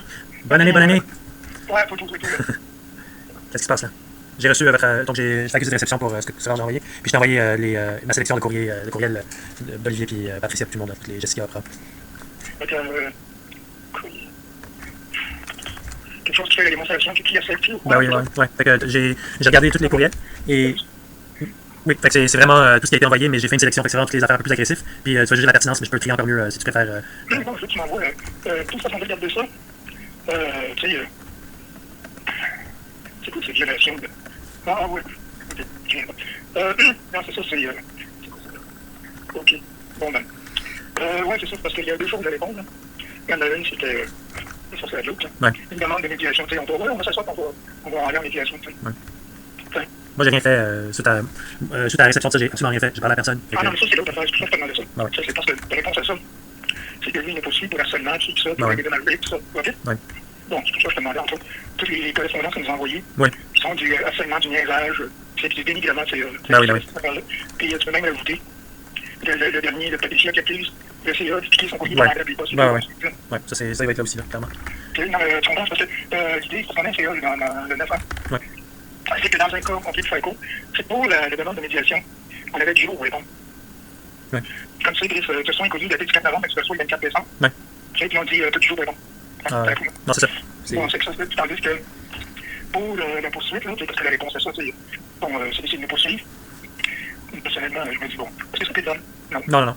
Bon, mais de toute façon, si on a 20 jours, tu sais, ouais. fait que si on a fait, il y a plus de marge. C'est pour ça que, tu sais, comme aujourd'hui, ça longe, même pas juste aujourd'hui, mais on a gardé ça dans le plan des fêtes, c'était un peu sous. Ah oui, oui. Puis, on a envoyé le courriel que tu as reçu. Oui, j'ai reçu ça. On a envoyé encore, mais le plus important, en tout cas, c'est important de dire qu'on ne peut pas s'asseoir pour aller à la médiation avec ces vidéos. Non, c'est ça. Parce que si tu t'assois sur la médiation, ça, c'est comme si on te donne raison, dans le fond. Ouais. Tu comprends? On va s'asseoir, on va négocier, puis notre mandat, c'est pas ça. Ouais. C'est pas le mandat que l'Assemblée générale nous a confié. Donc, directement, là. Oui, clairement, là, ça, c'est clairement juste. C'est ça, de toute façon, je cherche comme logique. Il y a peut-être une logique cascarienne, honnêtement. Ben ouais. Ça m'échappe complètement. Ben ouais. Il y a Chris Banane qui a reçu les papiers de coup. Ouais. Pourquoi elle? Ben, non, c'est ça, j'ai vu que c'était. Non, ça a été envoyé à. Non, c'est parce qu'elle était là sur place. Fait que même c'est même pas la même personne, même pas la bonne personne qui l'a reçu de toute façon. Puis là. Ben, c'est ma mère qui était là, fait que l'on a elle, puis c'est elle qui a signé. Non, mais je l'ai dit, les courriers, t'as adressé à toi ou à ta mère? Il était adressé à moi. Bon. Ouais. Il y a un truc comme il va, de toute façon, il va jouer en retard, mais je sais qu'il y a eu une grève de. Ouais, mais non, mais tu sais que le PO là-dedans, Ouais. c'est que moi je comprends pas, tu peux lui adresser. Il a dû l'adresser à Jacques. Ouais. Mais de toute façon, on s'en colle. Puis moi, je comprends que. Je pense que j'avais vu que Solange aussi, elle avait pris sa propre version. Là. Je pense qu'ils ont envoyé ça à tout le monde. Ouais. Non, c'est pour ça qu'il va falloir qu'on s'entende, mais il faut être sûr qu'on ait, toi, tous les documents qu'il faut pour l'histoire de l'harcèlement qui est appliqué. Puis, tu comprends, les autres, on vous dit, vous avez quelle affaire à dire qu'on n'a pas fait ça, on n'a pas fait ça. Ouais. Parce que la mise en demeure concerne toute la boîte. C'est que c'est pas du harcèlement. Être obligé de prendre un avocat pour avoir les réponses à des questions, c'est qu'est-ce qu'on est avec ça. Ouais. Alors, les autres, ils disent, on a été clairs. Tu sais, c'est ça, j'ai répondu de venir être aussi aux questions. Bon, on va pas revenir là-dessus. Non, c'est ça. Déjà. Ouais, je sais déjà. C'est que là, est-il, on dit, bon, gna. Mais, en tout cas, c'est pour ça que je te dis, ça, c'est un exemple de profondémie. Ah oui. Alors, de fait que, je sais pas. Ouais. Les juges, c'est pas ce qu'ils pensent. Tu sais, s'ils pensent aux intimités, puis on se dit, oh mon Dieu, on a peur, on veut pas aller là, ben, il y en a. Ah ouais, non, c'est ça. Tu sais, quand il y a un doute, tu sais, ah oui, des tests psychologiques. Je m'excuse, vous avez quelqu'un à la mort, vous êtes confronté à la mort, puis ça, tout à coup, c'est que. Ouais. Je déteste de quoi tu parles. Non, c'est ça. Je dis que c'est bon. Enfin, comme je te dis, Non, c'est ça. pour ça qu'on vient faire de bullshit de cours, comme ça, moi, je pense que tu es. Non, c'est ça. C'est que. Je prends une bonne note de ce que tu as, comme je te dis, je vais vous poser pour ça. Non, ben, bien sûr. Puis, tu avais. Je vais avoir un petit courrier, où on s'attaque au CE. Ouais. Je viens tout juste d'ajouter les attaques de Patricia avec la boîte à courriel. T'as raison que celui-là aussi est important. Ça a commencé avec, tu sais, ça a commencé avec, tu te souviens, Patricia avait dit, bon, mais tu connais ça, vous n'avez pas capable de changer de vérificateur, tu sais. Tu te souviens, elle avait dit ça. Elle disait, ah oui, tu sais, Gosselin associé, ils ont fait plein d'erreurs, ils avaient répondu, on était avec pendant 25 ans, puis ils ont fait plein d'erreurs, tu es capable de donner un exemple. Non, ouais. Je prenais de ce que tu me dis parce que là. Ce genre de truc-là, je veux l'avoir. Ouais. Parce que c'est des attaques gratuites. Fait que j'ai continué dans ce cas-là parce que j'ai vraiment fait 2024. Je vais faire 2023 aussi, ok? Parce que ça, c'est arrivé en 2023. Fait que tu vas recevoir un deuxième courriel avec toutes les attaques de l'année dernière. C'est vrai que ça dure depuis 2 ans. Là. Ah oui, mais ça, c'est. Ils ont fait des critiques, Ah oui. C'est ça qu'on veut démontrer. Non. Tu sais, il y a 7 types d'éléments. Je vous donne 15 minutes pour répondre, puis whatever. Sinon. Ouais. C'est bon. Non, oui. Mais sinon, c'est ça, moi je suis pas inquiet, là. Comme je te disais, j'ai rien fait. J'ai parlé à personne parce que justement, c'est des pièges, là. Faire des. Ça cause de la panique, là. Non, ça se passe dans notre cuisine pour voir, c'est ça, là. Ah oui, c'est ça. Écoute, tout est bon pour. Tu sais, je dernièrement, ça nous aide. C'est notre job, on est mandaté, on n'a pas de problème avec ça. Ça, c'est un aspect. Puis l'autre aspect, c'est. Je veux dire, justement, on ne peut pas rentrer dans le domaine de circulation, puis de l'emploi. Tu sais, on a tout fait pour éviter ça, on a donné d'enseignement. C'est comme la mise en demeure, là, finale, là. Je veux dire, c'est public, on a vérifié ces affaires-là. Donc, une fois, c'est de l'information, ça se passe comme ça. Puis, même si on enlève les noms, c'est ça la joke, tu dis, ah, mais les personnes responsables du projet de rénovation majeure, au-dessus, tu sais, qui n'ont pas. C'est des apparitions désignées qui se pourraient être. Ouais, c'est ça. Non, mais il y a quoi qu'on a investi, on est 300 personnes qui avaient dit ça, toi. Non, c'est ça. Ouais. Non, c'est pas on peut parler d'y voir durant la semaine. Je sais qu'on a un sexe qui s'en vient la semaine prochaine. Mais tu me dis s'il faut qu'on se rencontre avant ça avec tout ça. Moi, je peux les imprimer aussi parce qu'il faut vraiment s'organiser pour voir c'est qui finalement qui l'harcèlement vient d'où là parce que c'est vraiment absurde. C'est juste ça. Notre plan, c'est pas de. Non, lui, il a approuvé qu'on gère ça. Ça, c'est son problème. Nous, on a approuvé la démonstration que c'est eux qui ont tout fait pour pouvoir enterrer. D'ailleurs, dans ces accusations, il fait du parti, du catalogue. Ouais. C'est des questions qu'on a pas un avocat. Non, c'est ça. Maintenant, tu vois, il y a des affaires qui sont pas mais de toute façon, c'est. Non, c'est ça. Ben oui, je t'appelle pas aussi, là, désolé, mais la prochaine fois, on peut se voir plutôt dans ta pote à physio, puis on peut en parler là, en détail. Mais je te laisse te reposer. Le courriel, tu m'as envoyé, tu m'as fait ici, ça allonge. Parfait, je le fais tout de suite. Ok, parfait, puis on s'entend, tu me tiens au courant. Super, ok. Tu veux juste mettre que tu vas chercher les autres. C'est ça, 2023, ça s'en vient aussi. Ok, parfait. Ok, allez, bonne soirée. À bientôt, Michel. Ciao.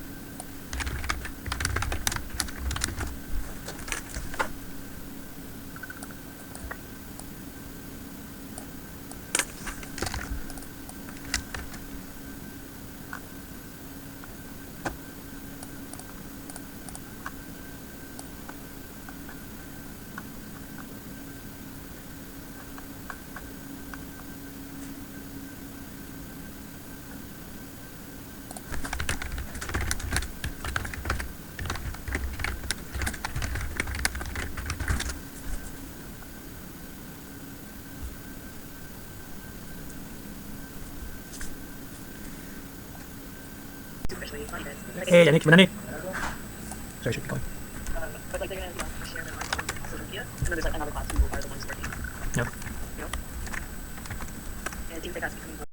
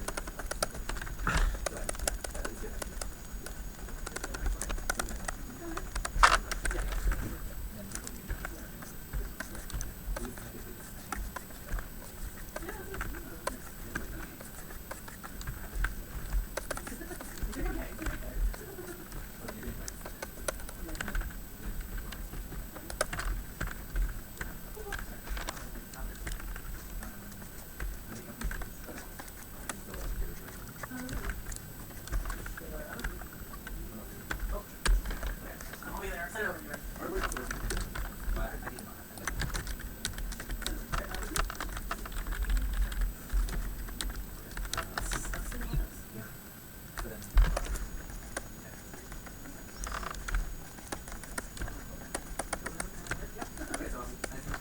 Yeah. I can go grab it. Go and watch it. Whatever. Let me go. Yeah. Send it over.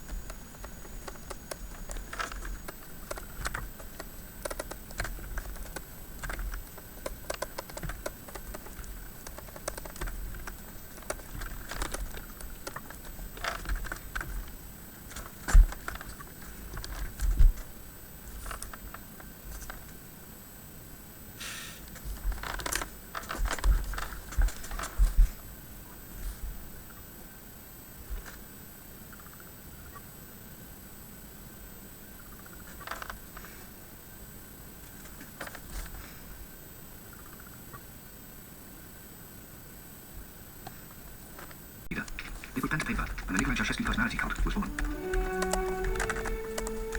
Your very existence is a miracle for man. Romanians, Hungarians, and when we say Ceausescu, we say Romania. When you speak, rocks turn to mountains. The name of this leader is universal, traveling further than any of the other princes circling the planet as a messenger of our values and the global aspirations for a better and just world. His name is Nicolae Ceausescu.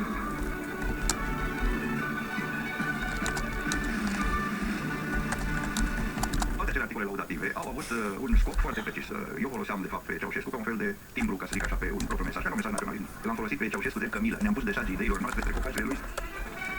Ceausescu did not only look back to Romania's past, he modernized and industrialized his country. Ceausescu invested in big new factories, and the amateur bands at the production lines celebrated.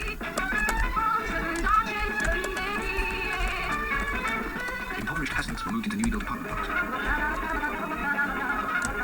One of Europe's most underdeveloped countries was rapidly becoming a little less underdeveloped. Dar merge ce trebuie. Deci atunci exista bază materiale, scule și tot ce, mașinile erau mai bune, dar acum nu mai. Și nu erai și la spital, că erai, nu ai cum să dai acum șpag. Deci atunci era mai bine organizat. Acum, dacă te-ai îmbolnăvit... The communists commissioned scores of Romanian artists to paint portraits of their leader. Never before had a dictator looked so colourful. You didn't need to be a fan of Ceausescu to pick up your brush. The party offered special inducements. Ceausescu's artistic ambitions went beyond paintings, pop songs and poems. He wanted to communicate on an altogether different scale. In stadiums. A new kind of political theatre was invented. It combined the performing arts with mass demonstrations. The entire Romanian population became performers in a show about themselves. Toate aceste manifestări erau manifestări cu un pronunțat caracter politic. Mesajul pe care noi voiam să-l adresăm populației era, în primul rând, un mesaj de sprijinire a politicii Partidului Comunist. Adică noi ne adresam populației cu anumite logici, cu anumite gânduri. Noi construiam o țară.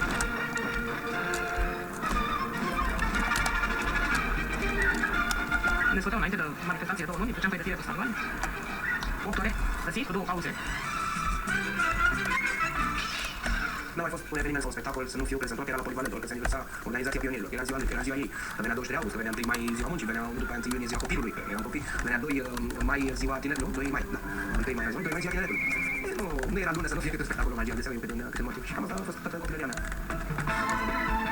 Toate lucrurile vreau să fie frumoase și bune din punct de vedere politic, deci spicele să fie mari și frumoase, muncitorii să muncească cu drag, în expresie coreografică vorbesc. Erau niște șalpete care se numea, deci se bănuia atunci mineri, deci era clasa muncită. Deci cu aia în cap albă, ce era așa și cu șalpeta albastră, alții erau în gâs.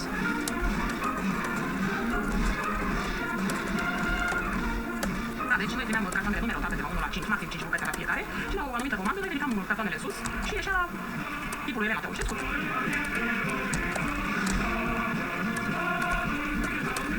Instanțele de față se băteau rundele, pe culori, fiecare copil avea culoarea lui și intrau în iureși, în stadion, pe o muzică sau pe un drum de dobă și în momentul când ei se așezau fiecare pe rondeaua lui și în momentul când se așezau, vedea să recita.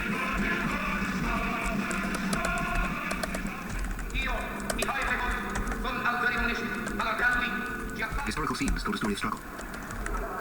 The chieftain Decebal had fought the Romans just as Ceausescu had stood up to the Russians. Stefan the Great and Mihai the Brave had united Romania. You couldn't miss the point. Noi când am spus Ștefan cel Mare și teritoriul pe care îl stăpânea Ștefan cel Mare, aveam în vedere clar ca lucrurile astea să se spună, să se afle în afară, să se afle în Uniunea Sovietică. Am avut câteva spectacole, cu teme istorice și plângeau generalii bătrâni, plângeau în sală, măcar atâta lucru am făcut să fac.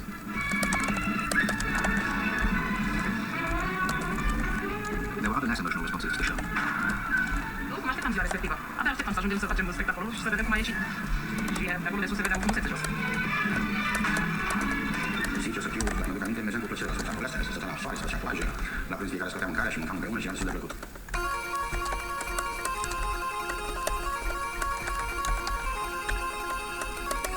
Almost everyone in the stadium had a part to play. Ceausescu and the Central Committee were the only spectators. But at the end of the show, something strange happened. All the performers and the whole audience would turn around and applaud Nicolae Ceausescu and his wife. The actors had become the audience had become the actors. În acel moment a existat o singură suflare în România. Partidul și poporul gândeau, suflau, respirau în același lucru. Adică acest act al conducerii României lui Ceaușescu a avut un mare ecou în rândul de populație și s-a bucurat de o aprobare deplină. Ceausescu's theatre spread further and deeper. The image of Romania presented in the stadium was reproduced by the media. Journalists had to follow a simple rule. În general erau titluri mărite realizări, epoca de aur, epoca cea Nicolae, epoca cea mai importante realizări din istoria României. Toate aceste realizări trebuia să convergă spre vârful acestei piramide care realiza totul. absolut totul, și care era șeful statului, șeful partidului, șeful armatei.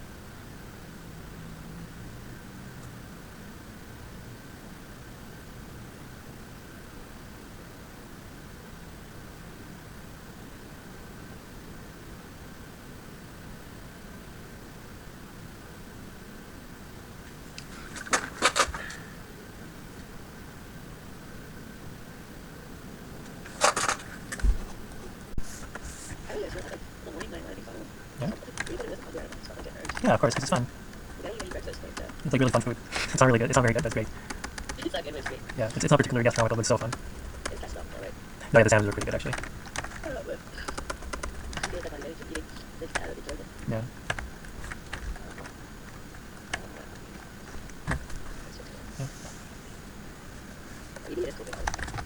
Your nose was running too much. I don't know. My understanding is that does happen.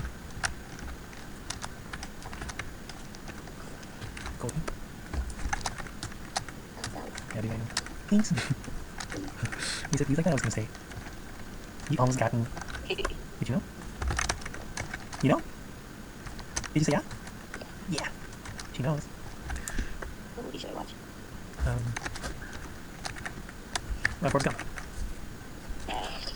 I just want to watch it because it's Jim Carrey. Yeah. Oh, because yeah, they mentioned Jim Carrey in it too. Yeah, it's always Forrest Gump, all the others just the story. Yeah. Does he? Yeah, like he goes through like 3 different presidents. And Right. just that. So I thought it was good to because it was as well. I thought it could be like, but I Yeah. never really about it. Yeah. I remember he was a virgin and he was like shocked. Oh yeah, with Robert Wright. Yeah, the girl that was like too good for him and then she ended up liking because he had a pure heart. Oh yeah, I remember because she's the first lady in the Cosmic Rights. Oh yeah, she. And she's really scary and she's like super nice and stuff. And Forrest Gump. I was so surprised. Yeah. Yeah, it's kind of pretty, isn't it? Like, it's kind of a beautiful fact that the guys end up marrying the beautiful girl when a little bit of time passes and they're both happy because that's what they wanted. You think so? Like, you know, she dates the bad boy, but then she ends up going with the good guy. The good guy. All he wanted was just like make her cry and stuff, so it's great. You know? Yeah, that's what happens to me. Yeah, like, used to be the femme fatale, now you're with the clumsy guy. Who tries to play music in the morning to show you something. That was cool. That was really nice. You like it? So we have a lot of those moments here now. That's really nice. Well, it's because like I'm so busy doesn't make this. Mm-hmm. Right, like I feel like everything's a dream, so I'm talking and talking about stuff. And he's like playing his music and I'm like, what's that really? Yeah, it's all like an experience to you right now. Especially considering with the both commercial. You keep coming back while you're sleeping. Yeah. So no stress, but people are getting closer, so you're very, very well, okay? So you know. Yeah, but my voice doesn't start maybe I should have. Yeah. Just like you can have the cameras. Yeah, I'm good with that. Are you gonna be able to catch up on your work? Oh, for sure, for sure. Is Don there? Don or Dom? Dom. I think Dom was there. I think I saw her earlier. I'm gonna try to be better for Saturday. Yeah. For the party, but I feel like there's a lot happening this week. I guess we'll do it. Yeah. Uh-oh. Road trip. I'm really stressed about that, you know. Oh no. You'll get there. You can afford to be sick for a bit. Remember, you designed it so that you can have a normal lifestyle, which means you can get a sick day like everyone else. Actually, I can't really be high. Turns out it didn't work. What do you mean? Yeah, it's too much work, eh? Animation. Even when you try. Yeah, I'm gonna go watch a movie. Maybe you'll go. Enjoy. Tell me which movie you're gonna watch. I'm curious. Watch a movie and then I'll go eat out. I'll catch you later. Hey, sure. You don't do that. Love you. Love you too. Bye. Bye. Bye, sugar. Bye, baby. Bye, honey. Bye, sugar. Give me a kiss. Give me a smooch. Give me a smooch. Give me a slap. Oh, God. Bye. Bye.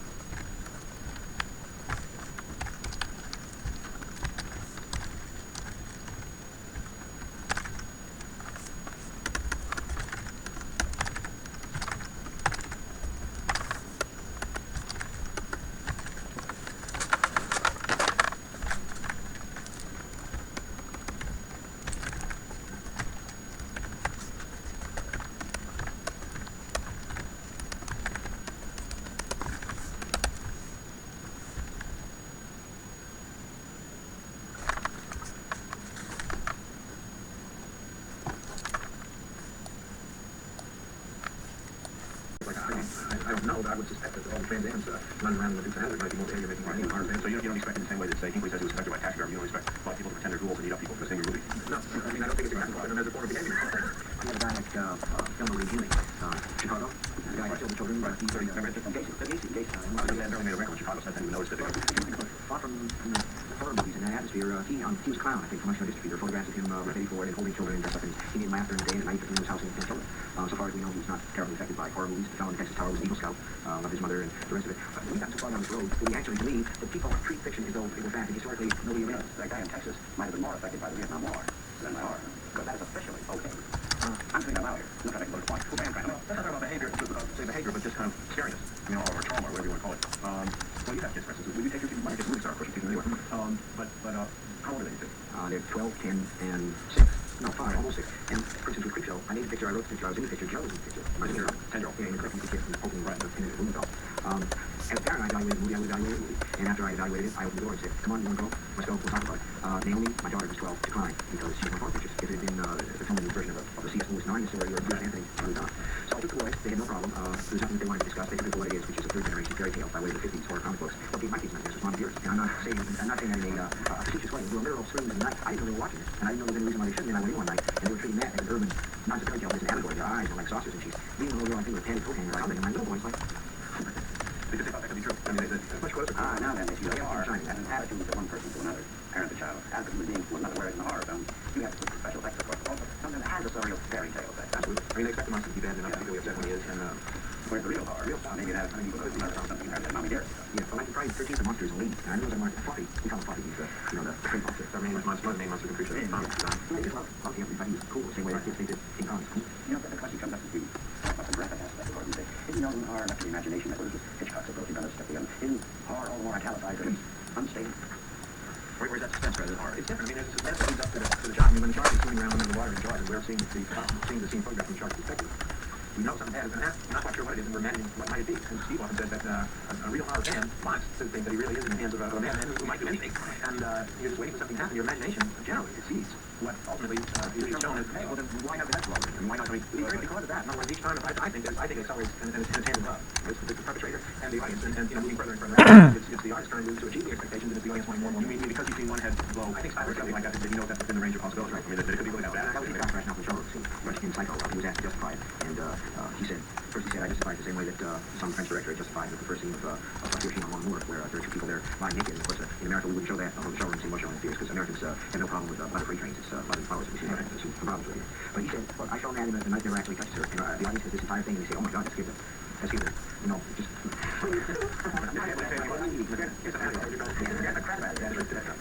After that, everything else in the movie is very tame. It's just your imagination is so big. Except he got away without showing anything, basically. When he shows a little going down. That's like saying that some artist in some magazine ever said, the difference is there. He showed enough. Now, horror films, horror books, were never the smash hits they are today. There always was a public, but never as much as today. Isn't that so? Now, is there a reason for that? I don't know. I know that in Cyprus they're very, very popular. I know they're popular in the 30s and 50s. I suspect you're right that they've never had quite the wide acceptance from a lot of different age groups that they have now, but I think that the reason is chiefly demographic. My wife says that the demographics of America now, the baby boom is like, what's the animal that swallows? Oh, that's right. It's the rat and the snake theory. Yeah, it's involved in the snake, which is a time bomb. Yeah. And it's us guys, me and Tom, I guess you're a little bit too old, but not by much. You're not technically post-war. Yeah. You post-war, you're a boom, you and Tom are boom. Yeah. You think the rat and the python thing is, I think you can actually show that. No, I just say that basically, right now, we are the audience, and in terms of books in particular, it doesn't strike me as surprising that my books are doing well, and that horror movies are doing well. I was even surprised to see a hard fantasy novel, Pick the Best Autonomous, and Paperback Best Autonomous this week. And I think it's because right now, the people who have the buying power would say the people who went through the whole hotel drug generation, you know, it was a period in 68, I think, when I must have been on answer, and that's really cool, about 12 weeks out of 20. And that isn't to say you don't stop and pick up the briefcase and pick up your life, but some of that freak out stays with you. Horror movies, because a lot of appeal of the horror movies hasn't anything to do with gross or violent or, you know, any of that stuff. What it has to do with fantasy and taking money for a lot. That imagination is possibly ordered.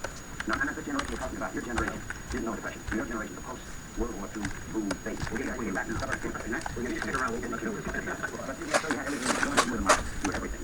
Different drug phase. But when they're all saying, what's next? I don't know. I'm asking. Well, forget about boredom. It's get away from... If you really think about it, this is a pretty ridiculous planet. You know, I mean, would you really like to live on a planet, you know, where fantasy, a more ideal situation than we have to live in? It's just for us. It's unfair. I don't think the flying horses it became all a real way of hope, right? And went into Cuba.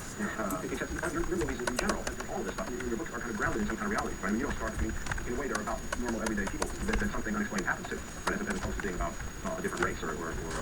Right? I mean, I think that maybe that just makes it more accessible, right? It still is line we're talking about when we talk about whether or not, say, horror films are popular, is that Dracula those sorts? I mean, is that what you think of as your predecessors? I think there have always been horror stories.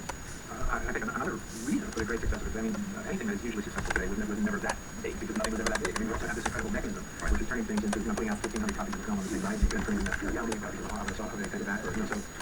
Cutting the other shoe. But the scary RGB3 has a certain point of view about the world, plays up certain things. I'm very kind when you write a horror book or a horror film, making a point, I mean, political and doctrinaire sense, but social point. I think sometimes, yeah. On the surface of a film I made called Dawn of the Dead, it's a very, very kind of overt comic satire about consumerism and things like this. When the shopping center, the whole thing happens at shopping. Zombies in shopping, right? These zombies, the shopping mall. Well, the zombies in the shopping mall play games. They're driving bottles, and one of the dealers who's stuck in there says, why did he come back here? And one of the other ones says, some atavistic impulse, I guess. This is a place where they were happy. Even if they're zombies, they want to go to the mall and hang out. Yeah, hang out. So all of it is allegorical in a sense, but it wants to be or not. Like it's just, even the cheapest horror movies in the world, where these guys in Connecticut who drive in theater, let's make a couple of movies and we'll make horror movies because they're cheap and they're quick and they always make money, which they almost always do. So, the budget's going bananas anyway. So they made two horror movies, and in one of them they got together and they combined two things that they thought were hot and commercial. One was a horror game and a beach party, and they came up with a picture called Horror Party Beach, where these kids would boogie in their bikinis and then a monster would come out. You people might do a summer party, so you got to show the girls not only in bikinis, but like all $80. But see, the thing was, the movie begins with a sequence that is actually frightening, when all these drums of radioactive waste are floating down to the bottom and hitting, and then later on you see them cracking open about 15 years later. Not because these guys wanted to do a big social comment on the dangers of radiation and nuclear waste, but because they had to have them got to make some kind of point. Grab this, because somewhere back here, it's here, it's here that. So 15 years later, James Bond comes along and makes China Syndrome, but these guys were there first, and not before the maybe they just found some stock footage of the things. No, these movies had that, the radiation monster, and there was those things. Right. You talk about vocabulary, vocabulary things about Macata. Macata, what is a Macata? Hitchcock's word. Yeah. It was supposed to be the thing Hitchcock said, it's the thing the audience knows and the hero don't. And they have a big move, right? Yeah. So when I went along with wine, and the guy would be, you know which one it was, and he started to think about the answer. No, 100%. That's the Macata thing. But there is a vocabulary. Many of the young people who like it, or still knowing, mostly young anyway, they have quite a few kind of words, a few words in the vocabulary that come under his own lead. So, for a lot of the words that they use that I hear used, some of them I put in my book, and I made a new vocabulary for all of you. I don't think there's a very big vocabulary that applies to the genre. No, I don't hear that many different words. I thought, thank you for being with us tonight. Would you?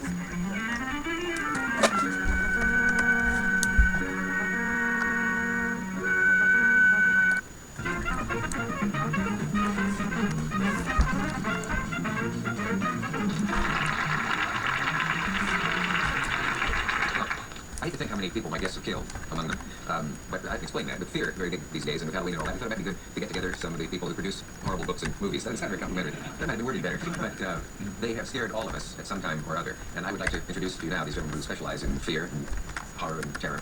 These are on the printed page, they're on the screen. We welcome first the author of Carrie, The Shining, Mr. Stephen King. And next to him, the director of the cult classic films Night of the Living Dead and Dawn of the Dead, Mr. George Romero.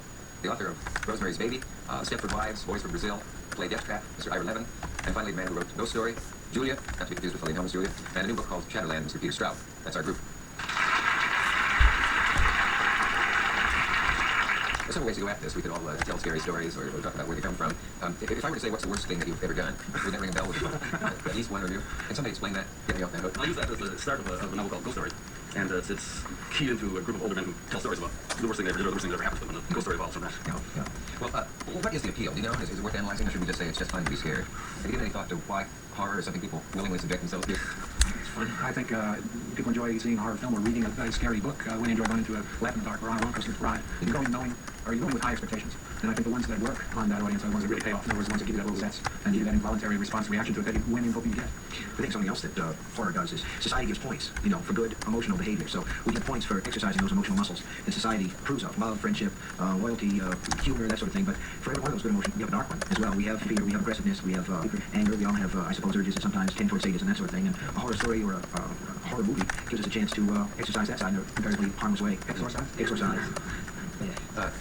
Do you fellas happen to specialize in this field and could just as easily be in another one?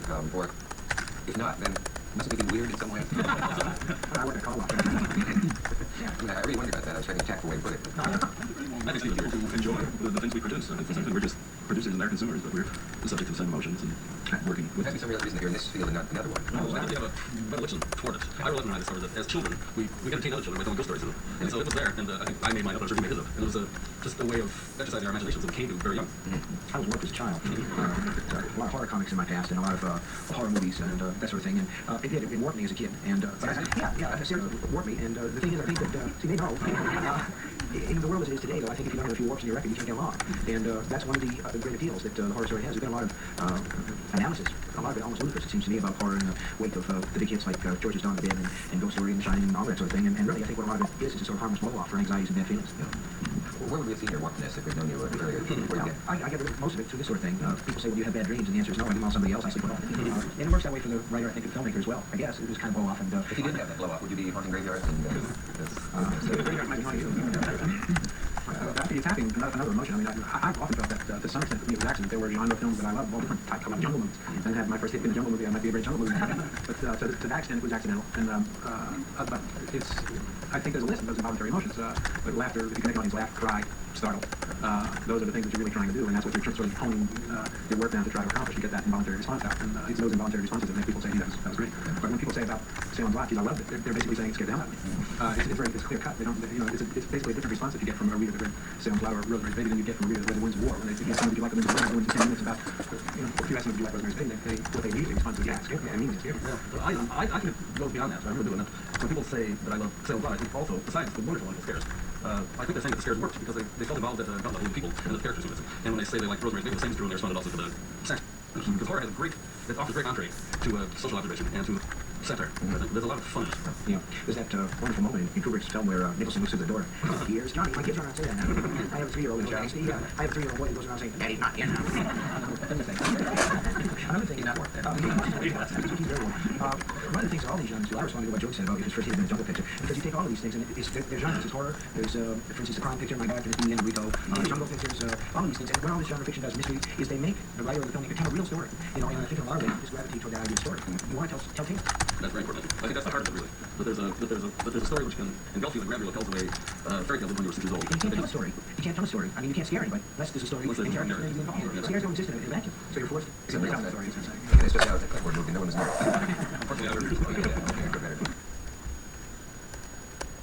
know what this is relevant to, but Groucho Marx once to Hollywood introduced Burris as the only man who would never made a horror movie intentionally. But anyway, well, so much for the appeal of it. We know that. I wonder if being exposed and immersed in the world of horror, as you are, numbs you to it, and abstinent or immune. I think it's a lesson. Well, the beginning, we're in good hands. Then when we see that it's being done right, we'll go along with it more than anyone else. Yeah, you're less immune. You're immune to things that don't work. I think that's what you're saying, because you see exactly what they're trying to do or what isn't working about it. But when it works better for you, because you probably basically do the same way, and I think it's when those of you here who didn't write The Shining read it, did it scare you? I was I thought it was a great book, and it pulled me over, and I was just scared.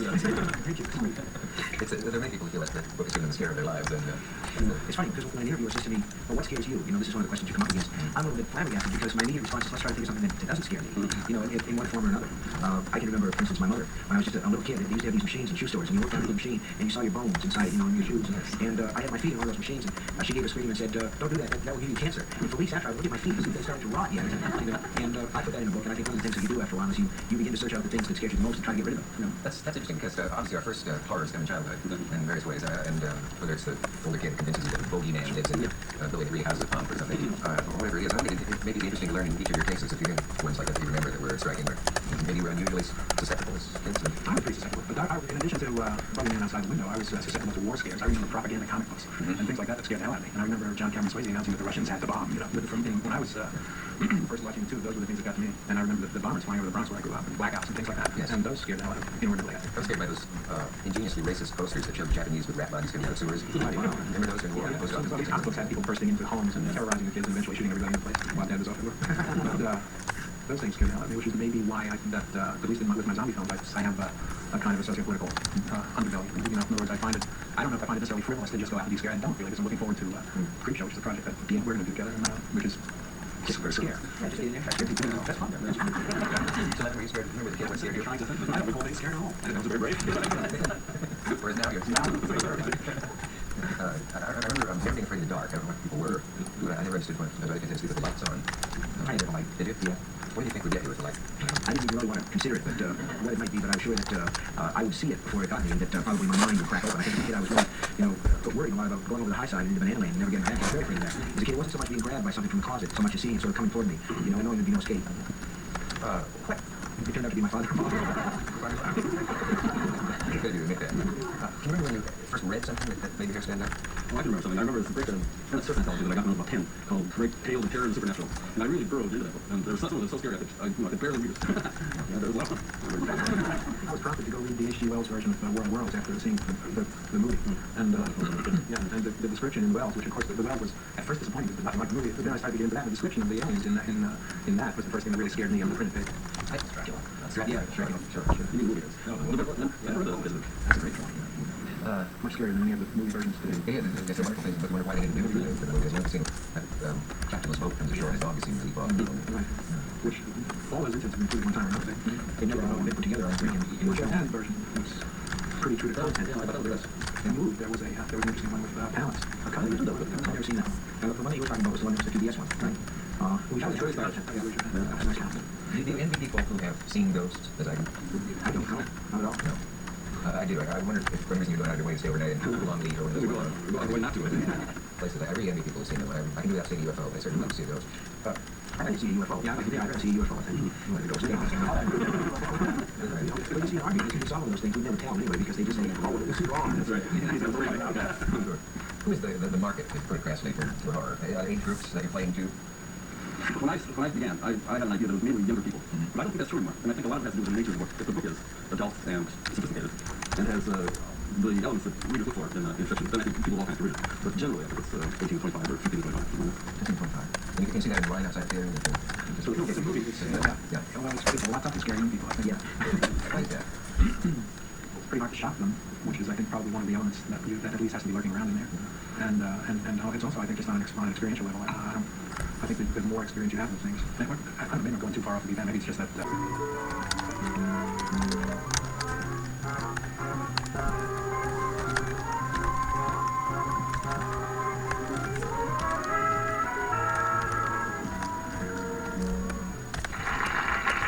Welcome back. I thought this was the appropriate season to get together some masters of horror. Not people who act it, but people who create it on both printed page and on the silver screen. So that's what we have done, and it's been most interesting. I hope you saw last night's show. If you didn't, I will reintroduce you to the gentlemen surrounding me. And they seem to be moving closer. Who was the first to use the forest moving closer? Anyway, we welcome please the author of Carrie and The Shining, Mr. Stephen King. And next, I can meet the director of the classic films, cult classic films, Night of the Living Dead and Dawn of the Dead. This Mr. George Romero. The author of Rosemary's Baby, The Stepford Wives, Voice of Brazil, and the play The Death Trap, Mr. Ira Levin. And finally, the man who wrote Ghost Story, Julia, has a book called Shadowland, Peter Stroud. That's my panel of horror producers. There's an author that I don't hear much about, and it's not very well known thing. And if I had to pick one story that I read at Festival Age that scared the hell out of me, it would be The Wendigo by Alvin Blackwood. And I can remember right where I sat when I read it, and what's the two-bit word for when your hair stands up? Peripherally. Peripherally, it's wrong. And you all know that story? I remember vaguely. See, well, no, the Wendigo is a spirit of the North Woods, and the idea didn't sound promising as you described it to me. Just, I didn't scare me today if I read it. Did you all have favorite writers? Not among those here, we assume these are all favorites, right? Of horror? Yeah, I think so. Masters. Well, I always go back to Dracula and Bram Stoker. I think that is the masterpiece of the genre. That's a silly question, I suppose. Did you write anything else? Some short stories and a few novels that didn't have anybody reading. But that's fine. And The House of Rosemary's Baby, Bramford for Bram Stoker. Anyone else have a particular favorite writer who's guaranteed to scare you or did as an impression? I think we read M.R. James at the right age. He can be very scary. He's a little stuffy for modern taste. The language is a little old-fashioned. And there's always Lovecraft. That's another one. Hard to read as an adult. Yeah, The Legend Fear. Yeah. That is story. But got to be a special kind of weirdness. You have to be ready for that too. You have to be ready to sit down with that and sort of take that experience from those kinds. You have to take as much Lovecraft, I think, as Lovecraft will bring to you. And if you can do that, you're pretty successful. I like the guy named Richard Matheson. I think he was the first guy that I ever read as a teenager who seemed to be doing something Lovecraft wasn't doing. It wasn't Eastern Europe. It was like the horror could be in the 7-Eleven store down the block, or it could be, just up the street. Something terrible could be going on, even in a GI Bill type ranch, a development near comics. They could be there as well. And to me, as a kid, that was a revelation. I was extremely excited. He was playing horror in places that I could relate to. Not here at I Am Legend. Yeah, I Am Legend and the Sherlock Holmes. But sort of in that time, in that early 50s, was particularly American. Yeah, but that's when we as Americans started to blame ourselves. Yeah, and that's when the horror came home. No longer was from Transylvania. It was, once in a while it came from the outer reaches, but preyed on us. I'm speaking from an American perspective, but I think that was Matheson was one of the first people that was really... One of the things that Matheson did, it's got to be classic, is that story about the fellow who's just driving upstate in California and the truck gets on his tail. And you never see the driver, you never know exactly what his trip is, but he's trying to murder this fellow who's playing in the movie by Dennis Weaver with an oil tanker truck. Very frightening. Spielberg, wasn't that Spielberg? That's the pure thing. Yeah, really, right on target.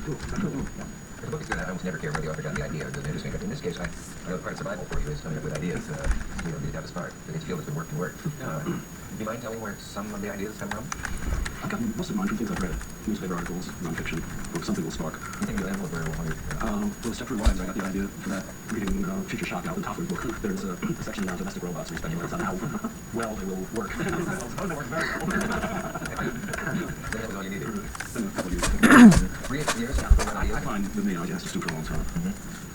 And what with The Shining? Can you point to Well, that was a case where I had half an idea that I got from reading Ray Bradbury, and I think some of the Dark Carnival stories, and about a little boy. Bradbury's got a story called The Goat, which is set in the future, and there's a nursery where the walls, your mind projects movies on these walls, and at the end of the story, the monsters inside the walls come alive and eat up the parents who go inside. Lions and tigers. Yeah, lions and tigers and bears and lions. And it seemed to me that, okay, let's have a kid who can make things real. That was half of the idea, and then my wife and I were in Colorado, and we went up to a hotel called the Stanley in Estes Park, and I said, this is the place. And I had the place to go with the, the idea of the little boy. Everything came together, and really, I had half of that idea just sort of kicking around inside for maybe 2 years or something, not knowing exactly where the drive shaft was.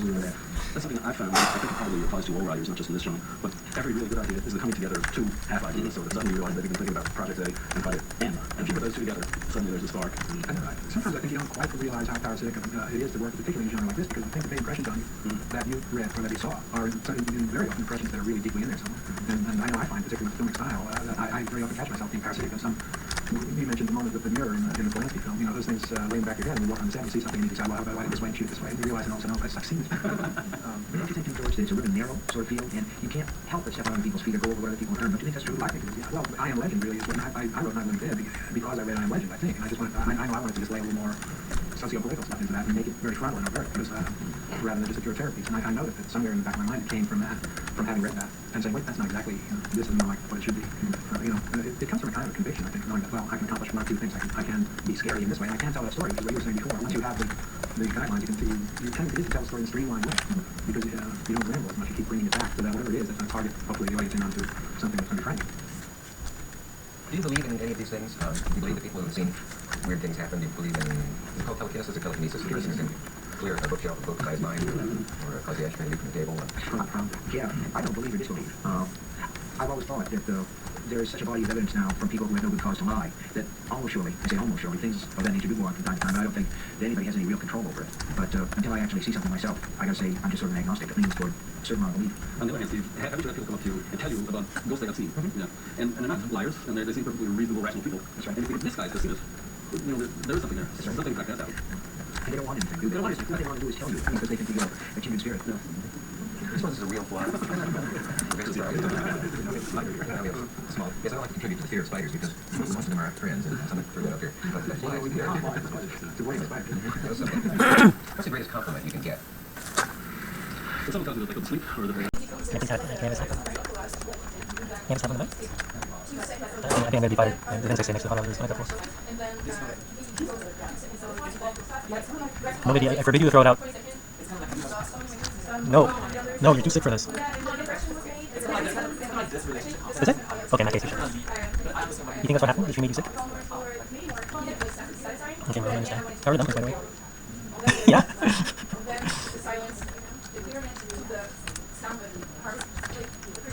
Nice.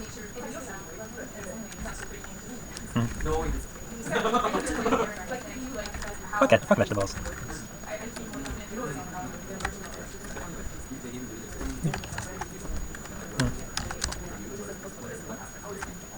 Oh, pasta, it's true. Yeah, baby. But I took good care of you the last few days. Yeah, baby, that's not way of doing it. I should always take care of you. You're right. What was that? What was it? I don't know what you said. Nicholas Young, I don't know what you said. What'd you get?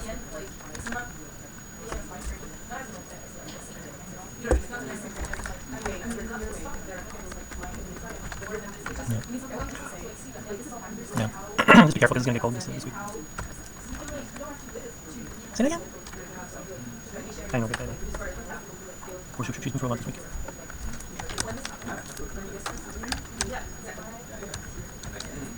Okay.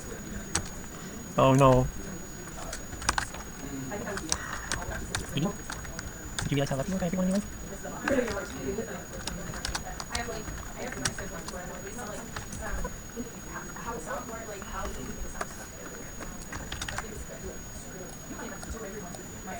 Yeah. Everyone's favorite person. gotta take care of yourself, because when you take care of yourself, take care of others who really rely on you. You understand? Like a leprechaun. Like a leprechaun. You don't want to be a leprechaun? I'm just saying you are. No. No. I do like taking care of you when you're sick. Oh no, you can do the snow. Yeah. Babuya. Babuya. No, babuya. I don't know if anyone's going to be isn't there like a ring? It's kinda nice. The youth. It's so young. It's kinda weird, I thought we were like babies when we were going to school. Yo, if anybody's 20 right now, do you realize when we met, we went to, like, for coffee together, they were like 10 years old. That's pretty crazy, eh? The day.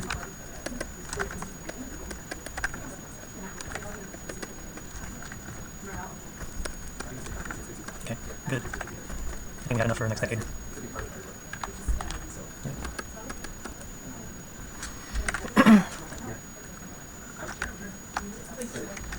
No? Okay, I'll try to stop being, but I think in my case it's just stop being a bad person. Yeah, I am. Yeah, you bet. 바보야.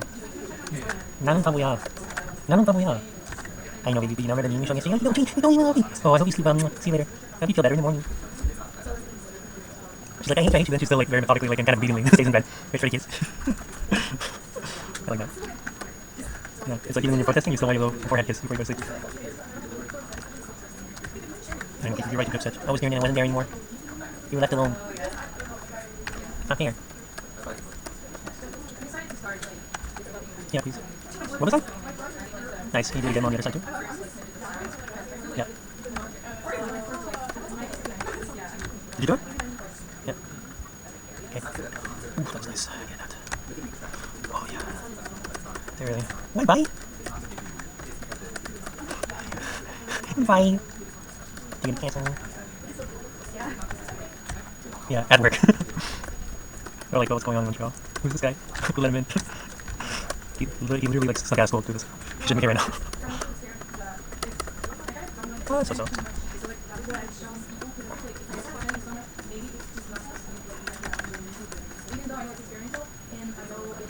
I think so. I haven't checked. No, really interesting. No, like first of all, on full context. Yeah, it's not the same. Yeah, we only did 6 sounds. It's not like I was saying anything. They don't know the context. Do you think so? You really want to get on the phone? I feel like he's telling you dumb things. That's going on. Yeah, you did?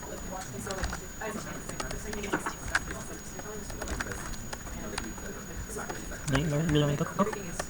Want me to go? I'll go. Okay. So what are you doing now?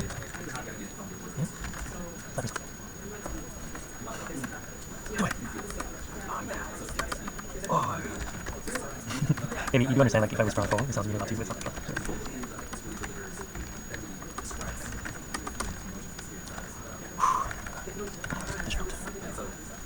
Anyways, thank you. You're really helpful. What are you doing? You're looking at something on the aren't you?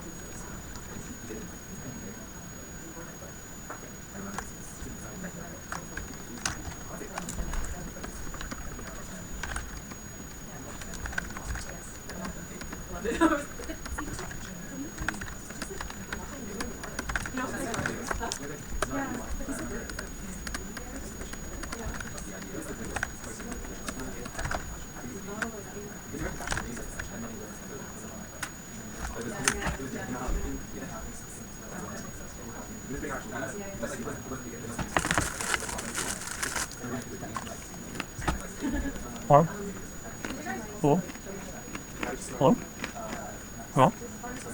Hello, Papa?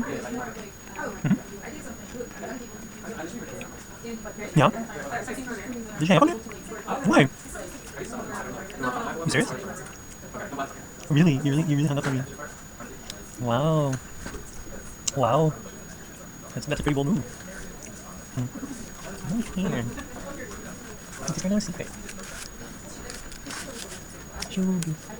Huh? Who told you that? No, it's not true. What's into you? Like, why now that you're like healthy, you're all mad? Yeah? Is you healthy? Oh yeah. Really? What about all the stuff I ate for you?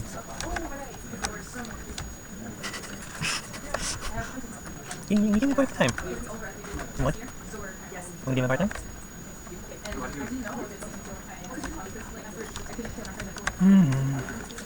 Is it yummy? Yeah, it's pretty good. Because I didn't know what was going on. Yeah, for a bit. I said thanks, I really needed this. How do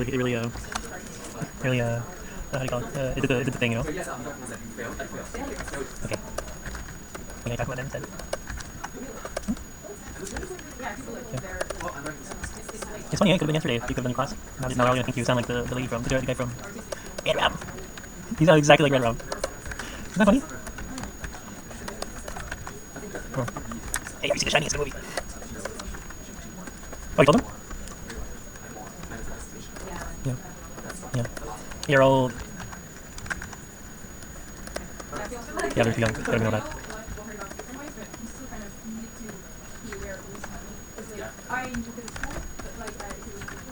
Yeah. Sad but true.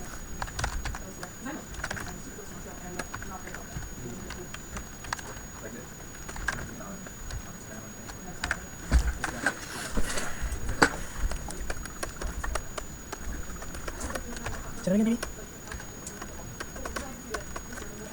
Can't hear you guys again. I'm doing pretty good. Yeah? What? You're good. We tried to make some pancakes this morning. We used your falcon, Red Lion Falcon. No, we forgot to put an egg. Yeah, my parents are funny. They like in the morning like super proud. They got like some bio like pancake mix, but they don't know how things work because they're like foreigners. So they forgot to put the egg in it. only halfway through, like, oh wait, we need an egg. They're like, oh, I thought you had the egg. I'm like, no. So they have to go get some eggs. We'll do it tomorrow morning. Yeah. Yeah. It would be so difficult for you to like be connected to this family and I think about it sometimes.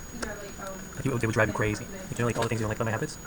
Now that I live a bit with you, like I am more sensitive to it. Like we just have no like ça va vivre, you know? Ça va vivre? Yeah, I really try like degenerates. No, because it's nomadic culture, that's why. The Mongolians? I don't know, it's interesting having the way your voice is. I feel like you're really enjoying your voice. So you're really like pronouncing everything properly, you know? Do you? That's not how you speak in general. You might be mad.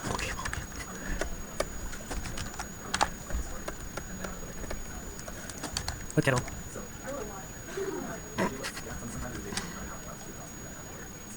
Like all over the kitchen? What do you mean I cleaned up? Was it? Yeah, it's a disaster. No. Yep. Yeah. Okay, did I do that last time? I left it in the sink? Again? We already told me not to do it! We already told me not to do it. Why am I still doing it? What's going on? She's... she makes me so happy. I'm like, I love him. I love him.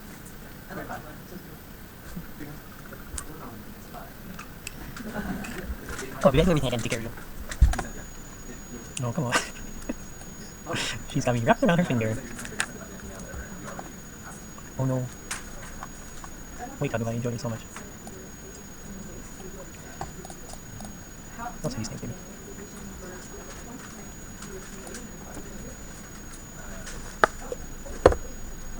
Can I spend enough time with you? You're just saying that because you're easy. Is that a good time with me? That could happen. Yeah. I know. That's what happened to you with it. What am I? Come on. Cheer up. Cheer up.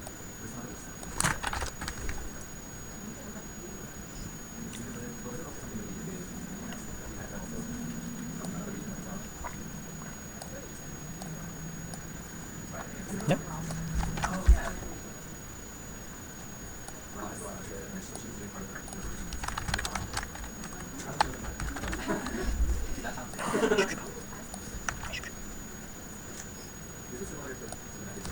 What else did you lay? Yeah? Does it go good? Yeah. It's also that it goes faster sometimes, isn't it?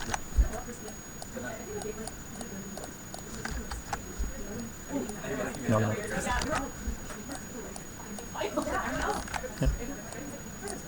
Yeah. Yeah. Yeah. Can I? Me? Baby? I do appreciate you very much. I do, baby. Yeah, I do. It's on the breath. It's on the breath. You wanna see me now?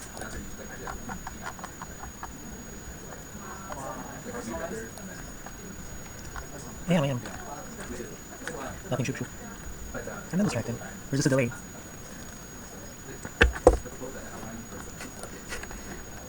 Why are you so happy with me?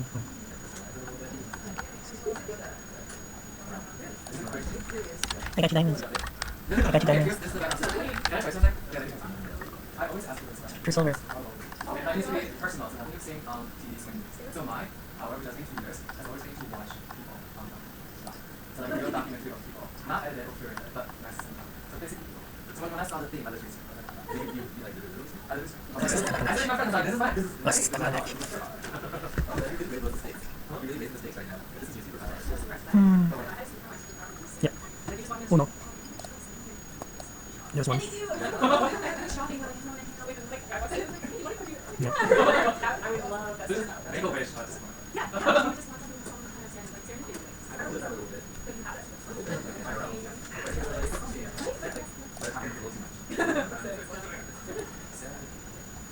My treasure, I'll call you later, okay? You hear me? You hear me? Okay, I'll kind of. Oh, yeah, red rum again. Red rum's coming back. Oh no. Yeah. What a nice voice. It's like adjusting a radio podcast. Yeah. She's not your first original.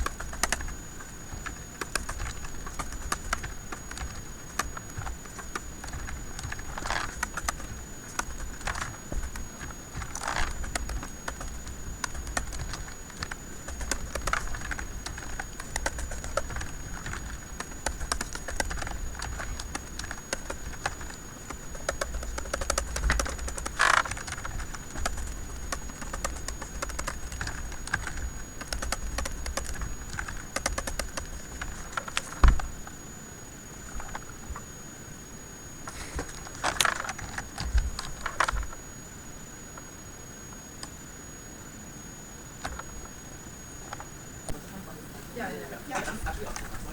Like actually when I'm doing a storyboard, where the background actors never pop up, so I'm actually not nice. You got your approach? You are each unique for this one. Yeah. What's the question? Well, no, actually, we're I don't mean mine. I mean like just. Oh, okay. Okay. Well, that's great. Just like great job. It's not. Right. Externalized. It's not. It's not. It's not. It's start externalizing. That's when it starts. It's part of it.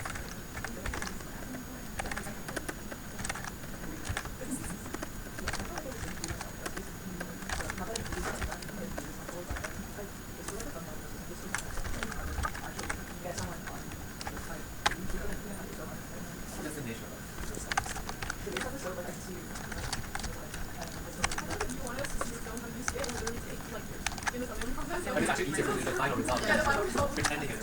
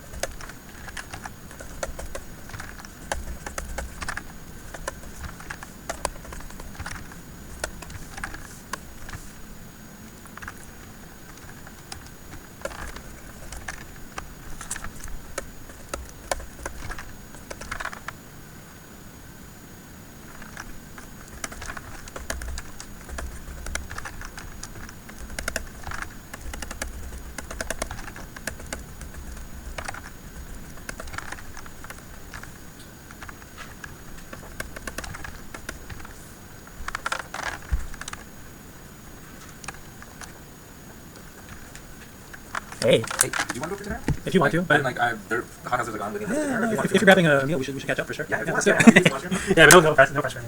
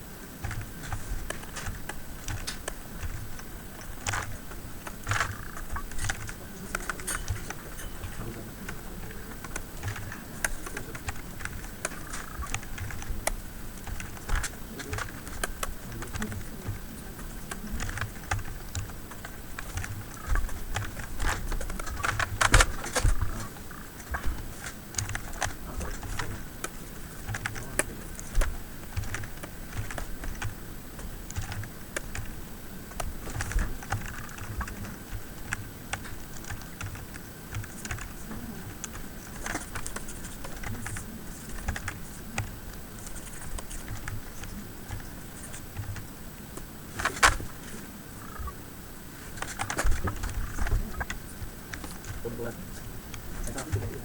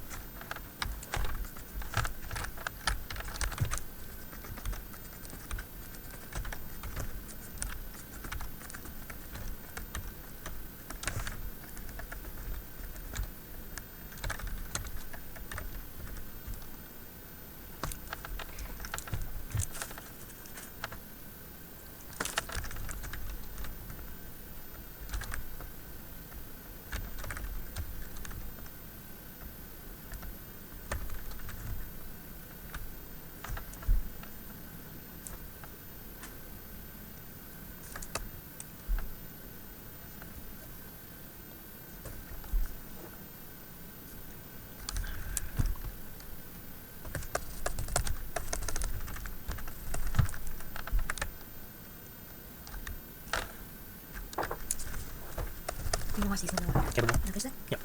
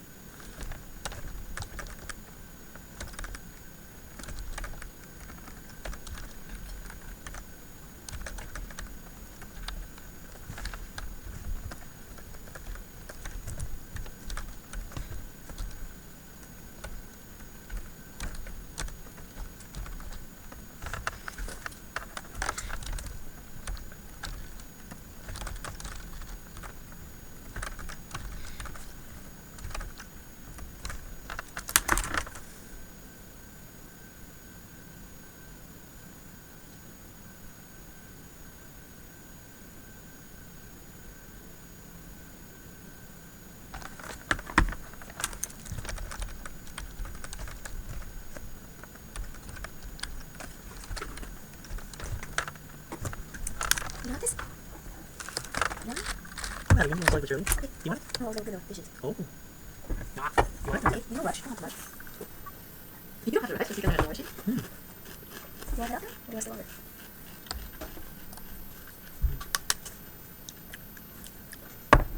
Okay.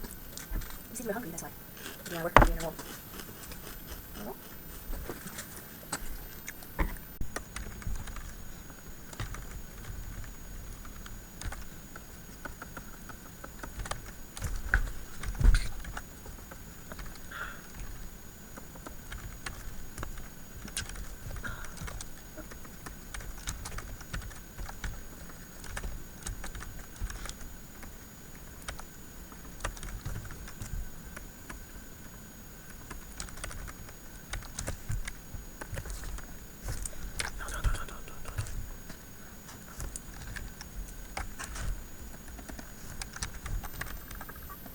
Do you like the grapefruit one? Do you like the grapefruit one?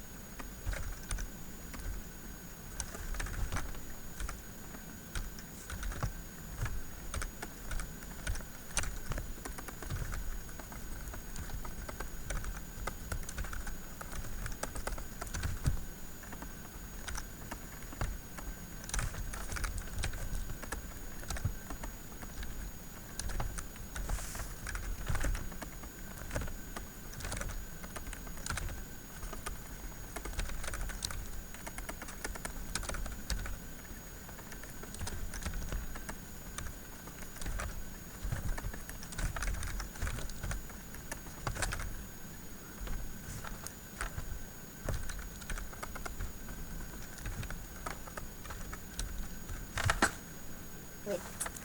Is somebody saying something? Oh? Wait. Just on top. On top of the bed? I don't think they should. Okay.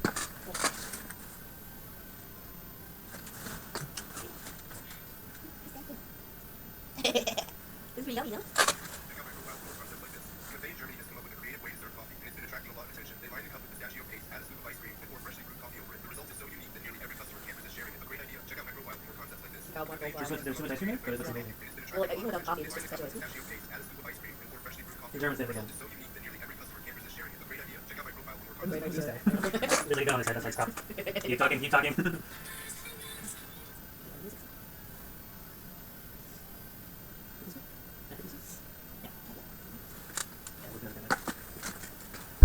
What's spicy? Yeah, mine. Oh, is this still fun? Yeah. Oh, I really touched it. Yeah, it's too cold.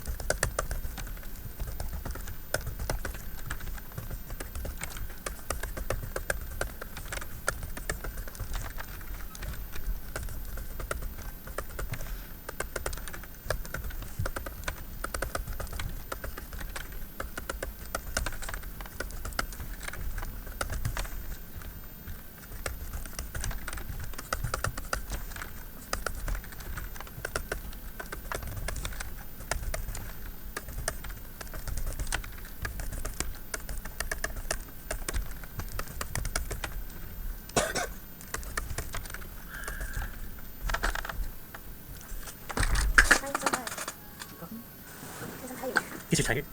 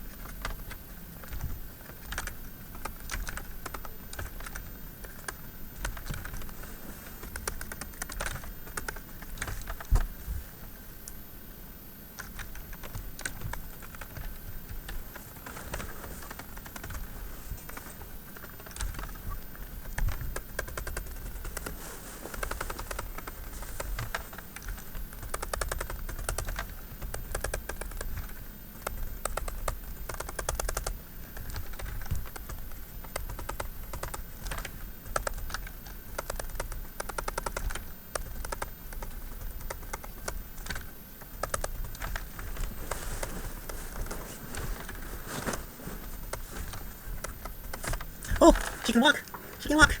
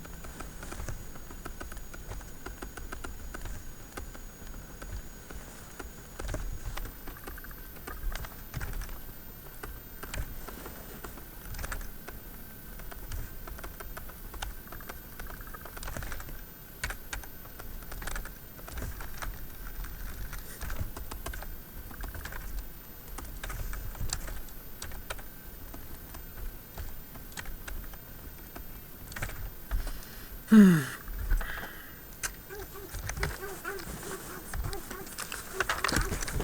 let me stop recording so I can come jump on you again. Oh, you're recording? Yeah, but it's fine. You don't have the frame at all.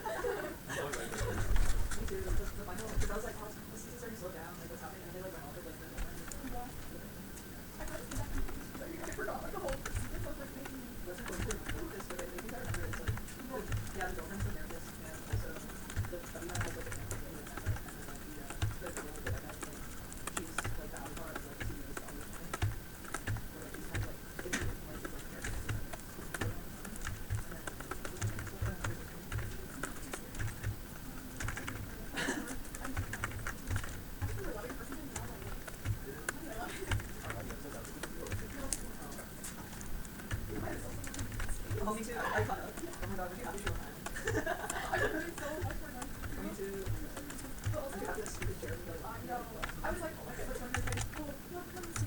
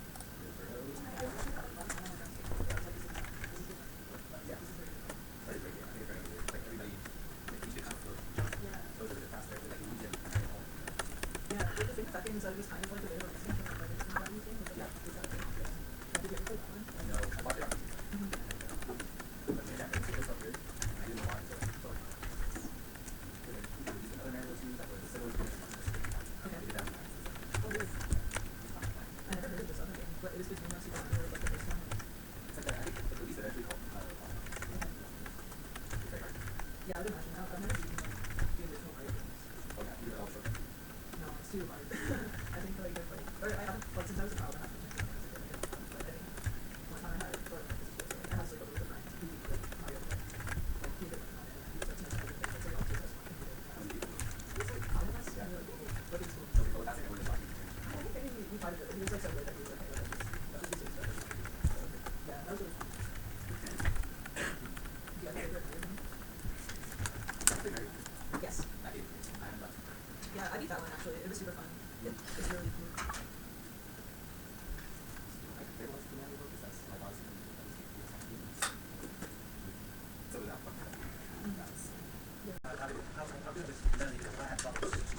Sure. What amazed me about all this was how well we did it.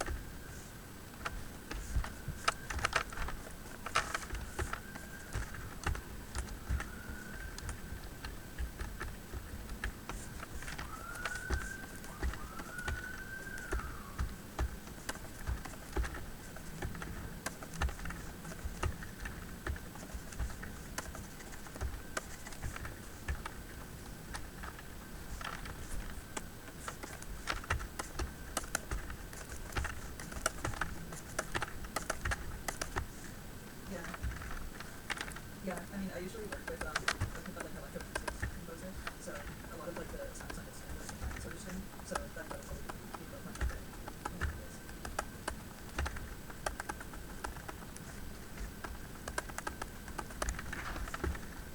Yeah, I think. Oh, sorry.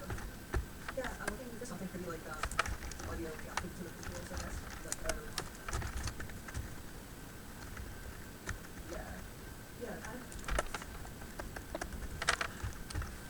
It's so hard to say because I feel like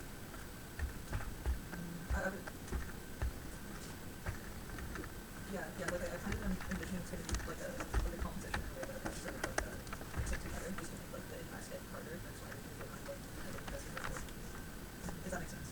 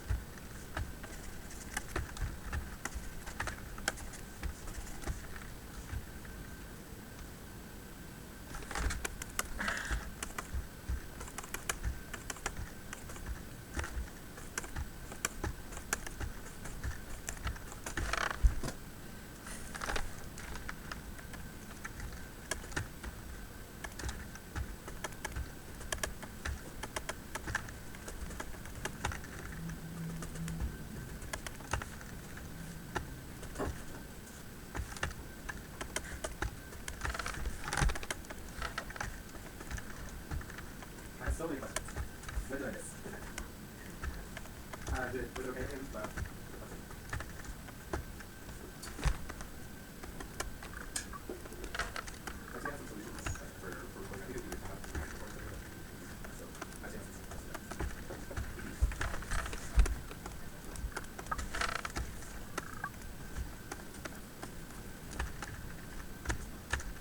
And I'll send the teams group chat, and then you can schedule everybody's sessions with me. So we'll do that faster.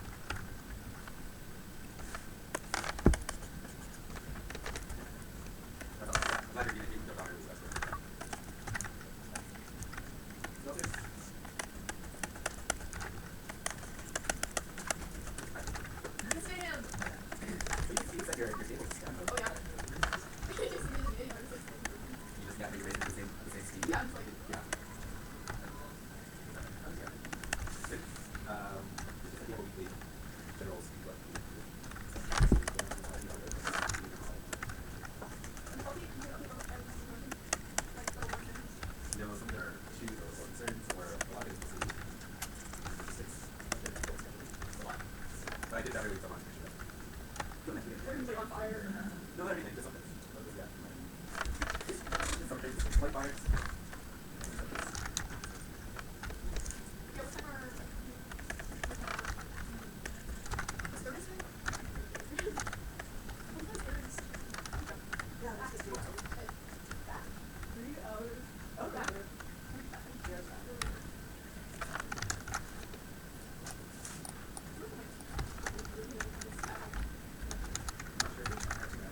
Not the, I guess you have work.